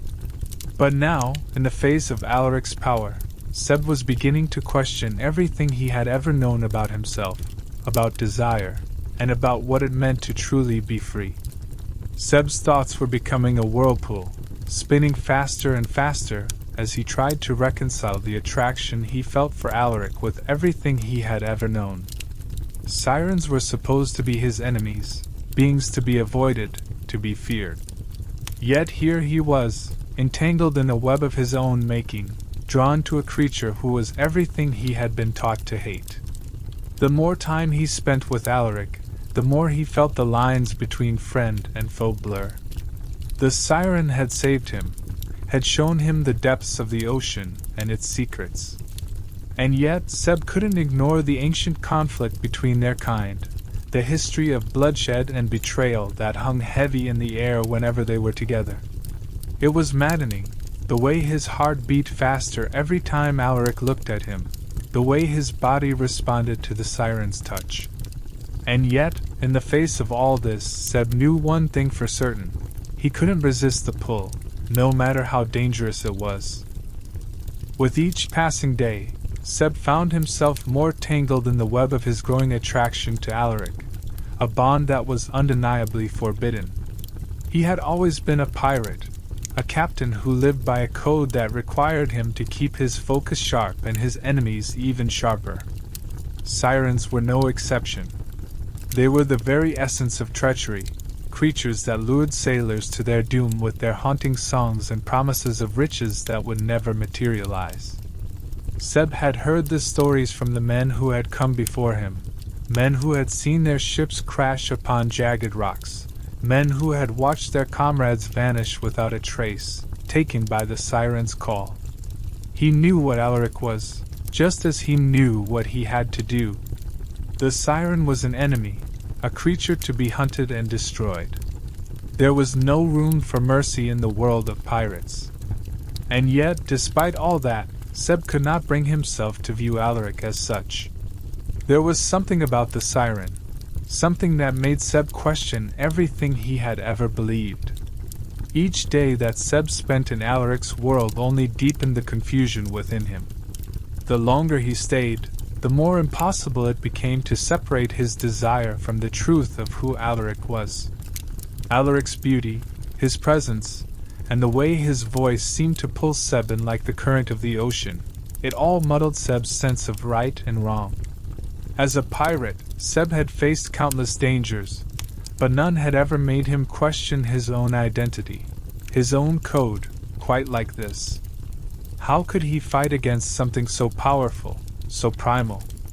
Alaric was both a part of the very world Seb had always fought against, and yet he was undeniably real, alive in a way that no legend could ever capture.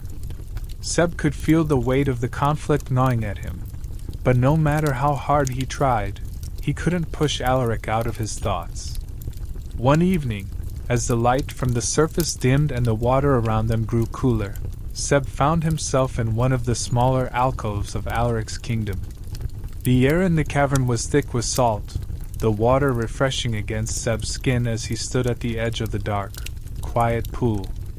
The silence between them was tangible, almost suffocating, and Seb could feel the weight of his own thoughts pressing down on him. He hadn't spoken to Alaric about his inner conflict, hadn't dared to admit how tangled his emotions had become. The attraction that had once felt like a fleeting moment now felt like a growing storm inside of him, threatening to overwhelm everything else. The pull between them was undeniable. Whenever Alaric was near, Seb's heart beat faster, his pulse quickened, and yet he still tried to convince himself that it was nothing more than the result of his isolation. But tonight something felt different. The tension in the air was heavier, more suffocating than before, and Seb couldn't shake the feeling that the moment had arrived when something had to give. "Seb," Alaric's voice broke the silence, soft and low, carrying a weight that Seb hadn't expected. It was the first time in days that Alaric had spoken his name without the usual distance, without the cool, calculated tone that had become so familiar. There was something different in his voice now, something raw, vulnerable even. Seb could hear it in the way Alaric said his name, the way the words seemed to hang in the water between them. Seb's pulse quickened at the sound, his chest tightening. He couldn't deny that Alaric's voice had always had a way of stirring something deep inside him, but this was different. This wasn't the confident, commanding voice of the siren who held all the power. This was something else. Something that made Seb's heart race in a way he couldn't control. Seb met Alaric's gaze, and for a moment, he was lost in the depth of those eyes, the pale blue that seemed to shimmer like the sea itself.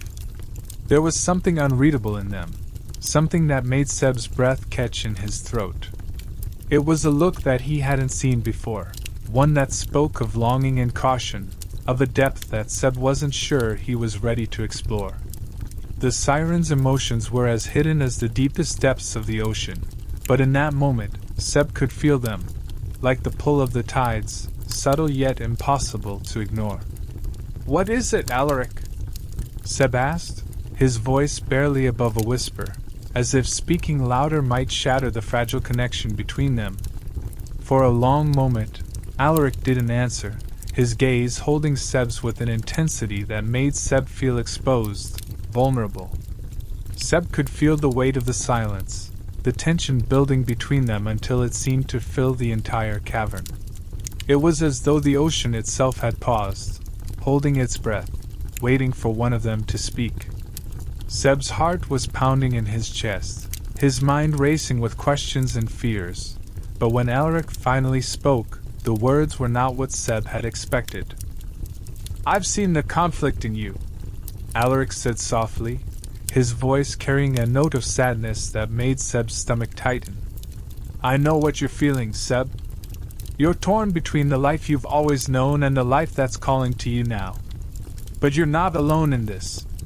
The siren's words were a bomb and a wound all at once, the vulnerability in them stark against the strength Seb had always associated with Alaric. It was as if, in this moment, Alaric was allowing Seb to see the truth of who he was, an ancient creature who had seen centuries of conflict, yet still held a part of himself open and raw. Seb wanted to say something, anything, but the words caught in his throat. He didn't know what to say to Alaric, not when the siren had laid himself bare like this. The bond between them was too complex, too entangled with everything Seb had known and everything he feared. He was a pirate, and Alaric was a siren, two worlds that could never truly coexist. And yet Seb couldn't deny the truth that lingered in the space between them. He had never felt anything like this before, and no matter how hard he tried to resist it, he knew that the pull was only growing stronger. The question was no longer whether he could resist it, but whether he even wanted to.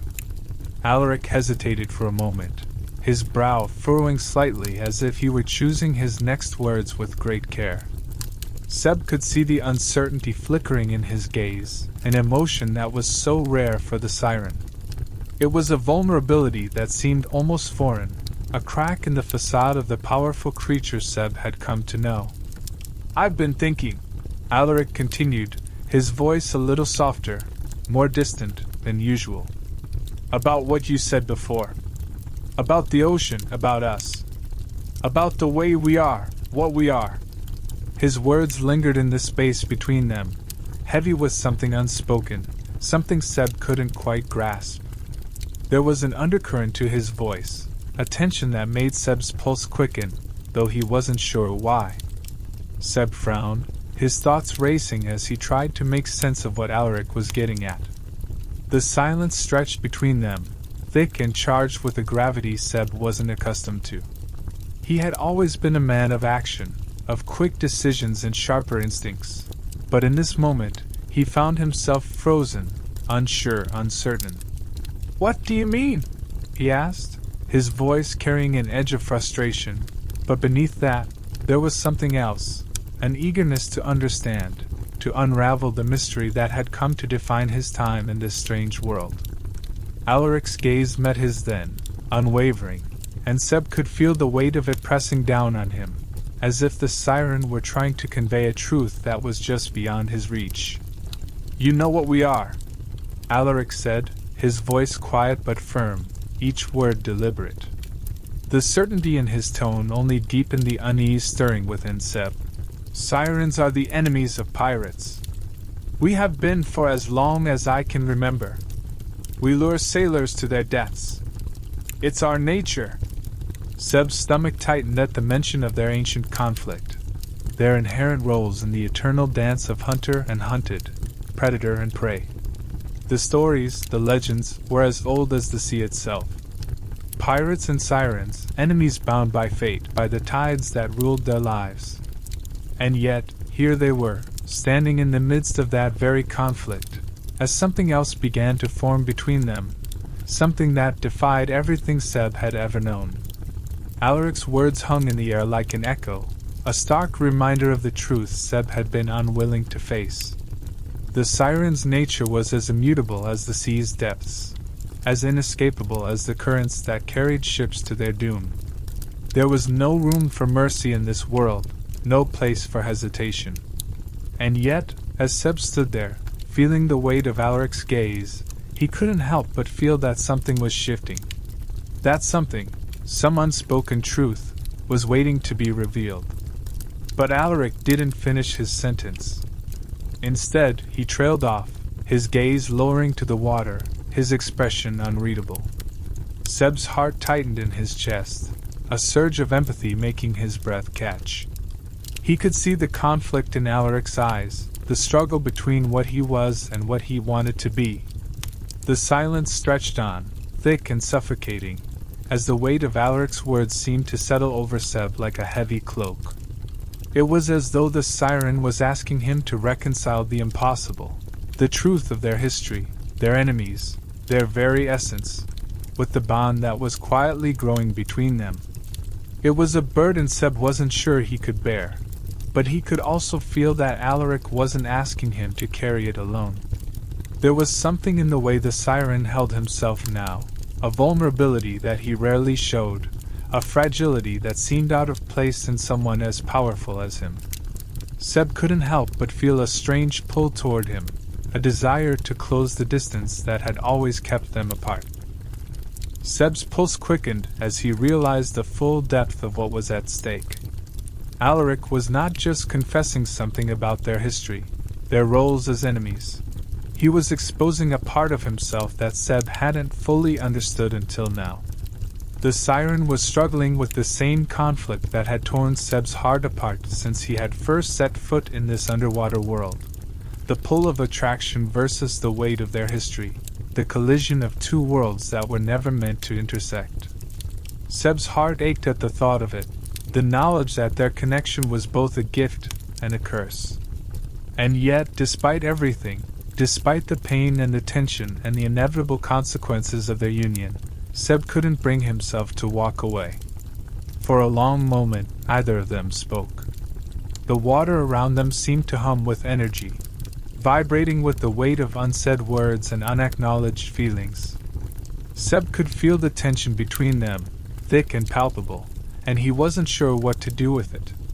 He had always been a man of action, of clear decisions, but this was different. This was a choice that went beyond the physical, beyond the immediate danger that Alaric represented. It was about something deeper, something that Seb didn't fully understand, and that terrified him more than any enemy he had ever faced. The bond between them was undeniable, but the question remained, was it worth the price? Seb could feel his resolve wavering as he stood there, looking at Alaric, who seemed to be waiting for him to say something, anything. The silence was becoming unbearable, but Seb couldn't bring himself to break it. What was there to say? What could he say? He was a pirate, sworn to fight and destroy creatures like Alaric, yet he was standing here, on the edge of something far more complicated than he had ever imagined. He could feel the Siren's presence pressing against him, drawing him in, and despite the warnings in his mind, despite the stories that had shaped his life, Seb found himself yearning for something more. He was afraid of it, but he couldn't deny it. The bond between them was real, and Seb wasn't sure how much longer he could resist it. And yet, Seb said softly, his voice barely above a whisper as he finished Alaric's thought. The words hung in the air between them, laden with unspoken understanding, a quiet acknowledgement of everything that had passed between them. Seb could hear the truth in Alaric's voice now, the uncertainty, the doubt that crept in where once there had been nothing but conviction. "You saved me. You saved me." The weight of the statement settled over them both, thick and undeniable. Seb had never thought of himself as someone who needed saving, yet here he was, a pirate captain who owed his life to a siren. The irony of it was not lost on him, but there was something deeper in his voice now, a recognition of the bond that had been forged in the depths of the ocean, something unbreakable and yet impossibly fragile. Alaric's gaze lifted again, slow and deliberate, his pale blue eyes meeting Seb's with an intensity that made Seb's breath catch. There was something in those eyes now, something that could have been regret, but there was also a flicker of something else, something tentative and fragile, something that might have been hope. It was the first time Seb had seen that look from him, and it unsettled him more than any threat of death or battle ever had. "I did," Alaric said softly, his voice carrying the weight of truth. "And now I wonder why." The words, simple yet heavy, fell between them like a stone sinking in the sea. The question was both a confession and a plea, a reflection of the inner turmoil Alaric must have been feeling. Why had he saved Seb? Was it out of some sense of obligation, or was there something more, something that neither of them had been willing to fully acknowledge until now? The question hung there, suspended in the depths of their conversation, unspoken but understood in equal measure. Seb felt the weight of it, the tension pressing down on his chest as he met Alaric's gaze. He could feel the unasked question in the air, a silent echo that reverberated through him. Was this attraction between them a curse, a cruel trick of fate? Or was it something else entirely?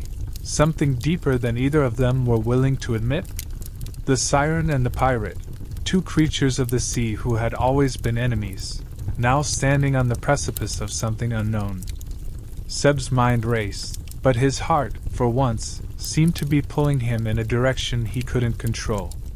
He wanted to answer Alaric, to give him the clarity they both seemed to crave, but the truth was, Seb didn't have the answers either. Seb swallowed hard, his throat dry as the weight of the uncertainty settled deeper into his chest. The silence stretched between them, each heartbeat louder than the last. His thoughts were a jumble, his mind struggling to catch up with the feelings that had slowly crept up on him, feelings he hadn't known how to name or how to deal with. He had always been a man of action, of clear decisions and firm hands on the wheel, but this was something beyond action. This was something that could tear him apart if he let it. Was this just another complication, another enemy disguised as a savior? Or was it something more? The question gnawed at him, but he couldn't bring himself to look away from Alaric. He couldn't bring himself to break the connection that had formed between them, however dangerous it might be. As he stood there, inches from Alaric, the air between them thick with unspoken words, Seb found himself caught in a strange, almost suffocating moment of clarity. This bond between them, this pull that had been growing stronger with every passing day, wasn't something he could easily deny. It wasn't something that could be explained away by circumstance or the isolation they both found themselves in. There was something real here, something that transcended their roles as enemies, something that made the world of pirates and sirens seem distant and irrelevant. Seb wasn't sure if he should be afraid, or if he should embrace what was happening between them, but one thing was certain. It was no longer something he could ignore. Seb took a step closer, closing the distance between them until the space between them was nearly non-existent. His breath came in shallow gasps, his heart racing in his chest, each beat a thundering reminder of how dangerously close he was to something he couldn't control. The touch of the water on his skin seemed to grow colder, more intense, as if the ocean itself was holding its breath, waiting for Seb to make a decision he wasn't sure he was ready to make. His mind screamed for caution, for reason, for the cold, practical decisions of a pirate captain. But his heart, the part of him that had always been wild and unpredictable, tugged him forward. It urged him to stop thinking, to stop questioning, and simply feel. Alaric's presence was overwhelming now, and Seb could feel the siren's gaze on him, heavy and intense, a force that seemed to pull him even closer. There was a fire in Seb's chest, a burning need that he couldn't explain, but he knew, deep down, that it was not just the lure of attraction. No, this was something deeper, something that was beginning to unravel him in a way that nothing else ever had. It was a hunger, yes, but it was more than that. It was a need to connect, to understand, to reconcile the impossible, to be drawn to the very creature who was his sworn enemy. It was madness, and yet he couldn't bring himself to walk away. "I don't know," Seb whispered, his voice thick with the weight of his own confusion, his own uncertainty. The words felt too simple, too inadequate for the storm raging inside him, but it was all he could offer. "But I'm starting to think that maybe it doesn't matter." The silence that followed was deafening, but there was something freeing in his admission. He wasn't sure what the future held, or where this path would lead, but for the first time since he had found himself trapped in this underwater world, Seb felt a sense of release. He didn't have all the answers, and maybe he never would, but he didn't have to. The bond between them was real, and in that moment, Seb chose to accept it, for better or for worse. The ocean had brought them together, and now, it was up to them to see where it would take them. Alaric's eyes widened ever so slightly, the subtle shift in his gaze betraying a moment of vulnerability that Seb had never seen before. It was as if the siren was momentarily caught off guard by the weight of Seb's words, the quiet confession that hung in the air between them like an unspoken promise. For a brief instant, the world around them seemed to stop, as if time itself had taken a breath, waiting for what would come next. Seb stood there, barely able to process the full impact of what had just been said, but he could feel it, the pull between them, undeniable and inescapable. The air around them buzzed with an electric charge, thick and heavy, making every breath feel like a delicate balancing act. The siren was so close now, so close that Seb could feel the warmth radiating off his skin, a heat that seemed to burn through the cold water surrounding them. It wasn't just physical. It was something more, something deep and primal that ignited a fire inside him. Seb could almost taste the salt on his lips, could feel the slight tremor in his chest that came from the proximity, the intensity of the moment. The tension between them was unbearable, a silent battle that neither of them knew how to fight. It was as if the entire ocean was holding its breath, waiting for the next move. And Seb, for all his experience as a pirate, had never felt so out of control. His mind screamed at him to resist, to turn away, but his heart was lost, already swimming deeper into the unknown. "I don't know what this is, Alaric," Seb said, his voice rough with a mixture of confusion and desire. It was raw, vulnerable in a way he wasn't used to showing, especially not to an enemy. But there was no denying the truth any longer. The pull between them was undeniable, something neither of them could ignore. Seb's heart pounded in his chest as he spoke, each word heavy with the weight of everything he was feeling. "But I can't ignore it. I can't pretend it's not there." The words were out before he could stop them, a confession of something he had been trying to bury ever since he had been pulled into Alaric's world. It was a surrender of sorts, but not one he was entirely ready for. Still, he knew that there was no turning back. This connection between them had already become too strong to deny. Alaric remained silent for a long moment, as if weighing Seb's words against something deeper, something far more complex than either of them fully understood. The water around them shifted ever so slightly, a gentle current that seemed to echo the hesitation in the air. Alaric's expression was unreadable for a heartbeat, his features still, his thoughts hidden beneath layers that Seb could never hope to pierce. And yet, in the silence, Seb could feel the siren's gaze on him, steady and piercing, as if Alaric were seeing something in him that Seb himself hadn't fully realized. The tension stretched between them like a taut rope, each moment more fragile than the last. Finally, Alaric nodded slowly, a subtle movement that broke the silence between them. There was something different in his eyes now, something that wasn't there before, a flicker of understanding, or perhaps acceptance, of the truth that had been laid bare between them. The corners of his lips curved upward, just slightly, a bittersweet smile forming that didn't quite reach the depth of his eyes. It was a smile filled with uncertainty, but also with something deeper, something unspoken. "Neither can I," he said, his voice soft but firm, a quiet confession of his own. It wasn't an admission of victory or defeat, but of a shared understanding, an acknowledgement that whatever this was, whatever this bond had become, either of them could deny it anymore. In that moment, Seb felt a strange sense of release, as though the weight of the past few days had finally settled into something he could no longer escape.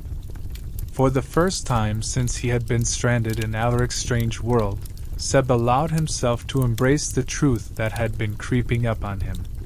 He was drawn to Alaric, in a way that both terrified and exhilarated him. There was no fighting it, no way to push it down or ignore it. It wasn't a fleeting attraction, a passing fancy. It was something deeper, something that had taken root in him without his permission. And as much as he had tried to resist, to hold on to the certainty of his old life as a pirate, he knew now that there was no turning back. The words were out, and the truth had been spoken. It felt like a turning point, a point of no return, and Seb felt the heavy weight of that realization settle deep in his chest. He wasn't sure what the future held, or where this would take them, but one thing was clear: the connection between him and Alaric was real. It wasn't just about the ocean, or the siren's song, or the role they were supposed to play in the grand scheme of things. This was something personal, something that had nothing to do with their histories, their duties, or their loyalties. It was about them, and the bond that had formed between them, and Seb couldn't help but wonder if he had already crossed a line he could never uncross. As Seb stood there, facing Alaric, the realization that there was no going back settled into him with an almost painful clarity. His heart still raced in his chest, but there was something else now, something deeper than confusion or desire. It was acceptance. He had crossed the threshold, and now he had to face the consequences. But for the first time in what felt like forever, Seb felt a sense of calm. It wasn't the calm of certainty, not by a long shot. But it was the calm of knowing that, whatever came next, he wasn't alone. Alaric was with him, in a way that no one else ever had been. And despite the chaos that still churned in Seb's chest, that truth gave him a strange sense of peace. In the end, Seb knew that there was no escaping this pull between them. It had been there from the very beginning, in the depths of the ocean, in the chaos of the storm, and it had only grown stronger since then. It didn't matter that they were enemies. It didn't matter that the world had always told them they were supposed to be adversaries, locked in an eternal battle. The truth was more complicated than that. This connection, this bond, was something neither of them could fight. And as Seb looked at Alaric, standing before him with that faint smile on his lips and those piercing eyes watching him intently, Seb knew one thing with absolute certainty: there was no turning back.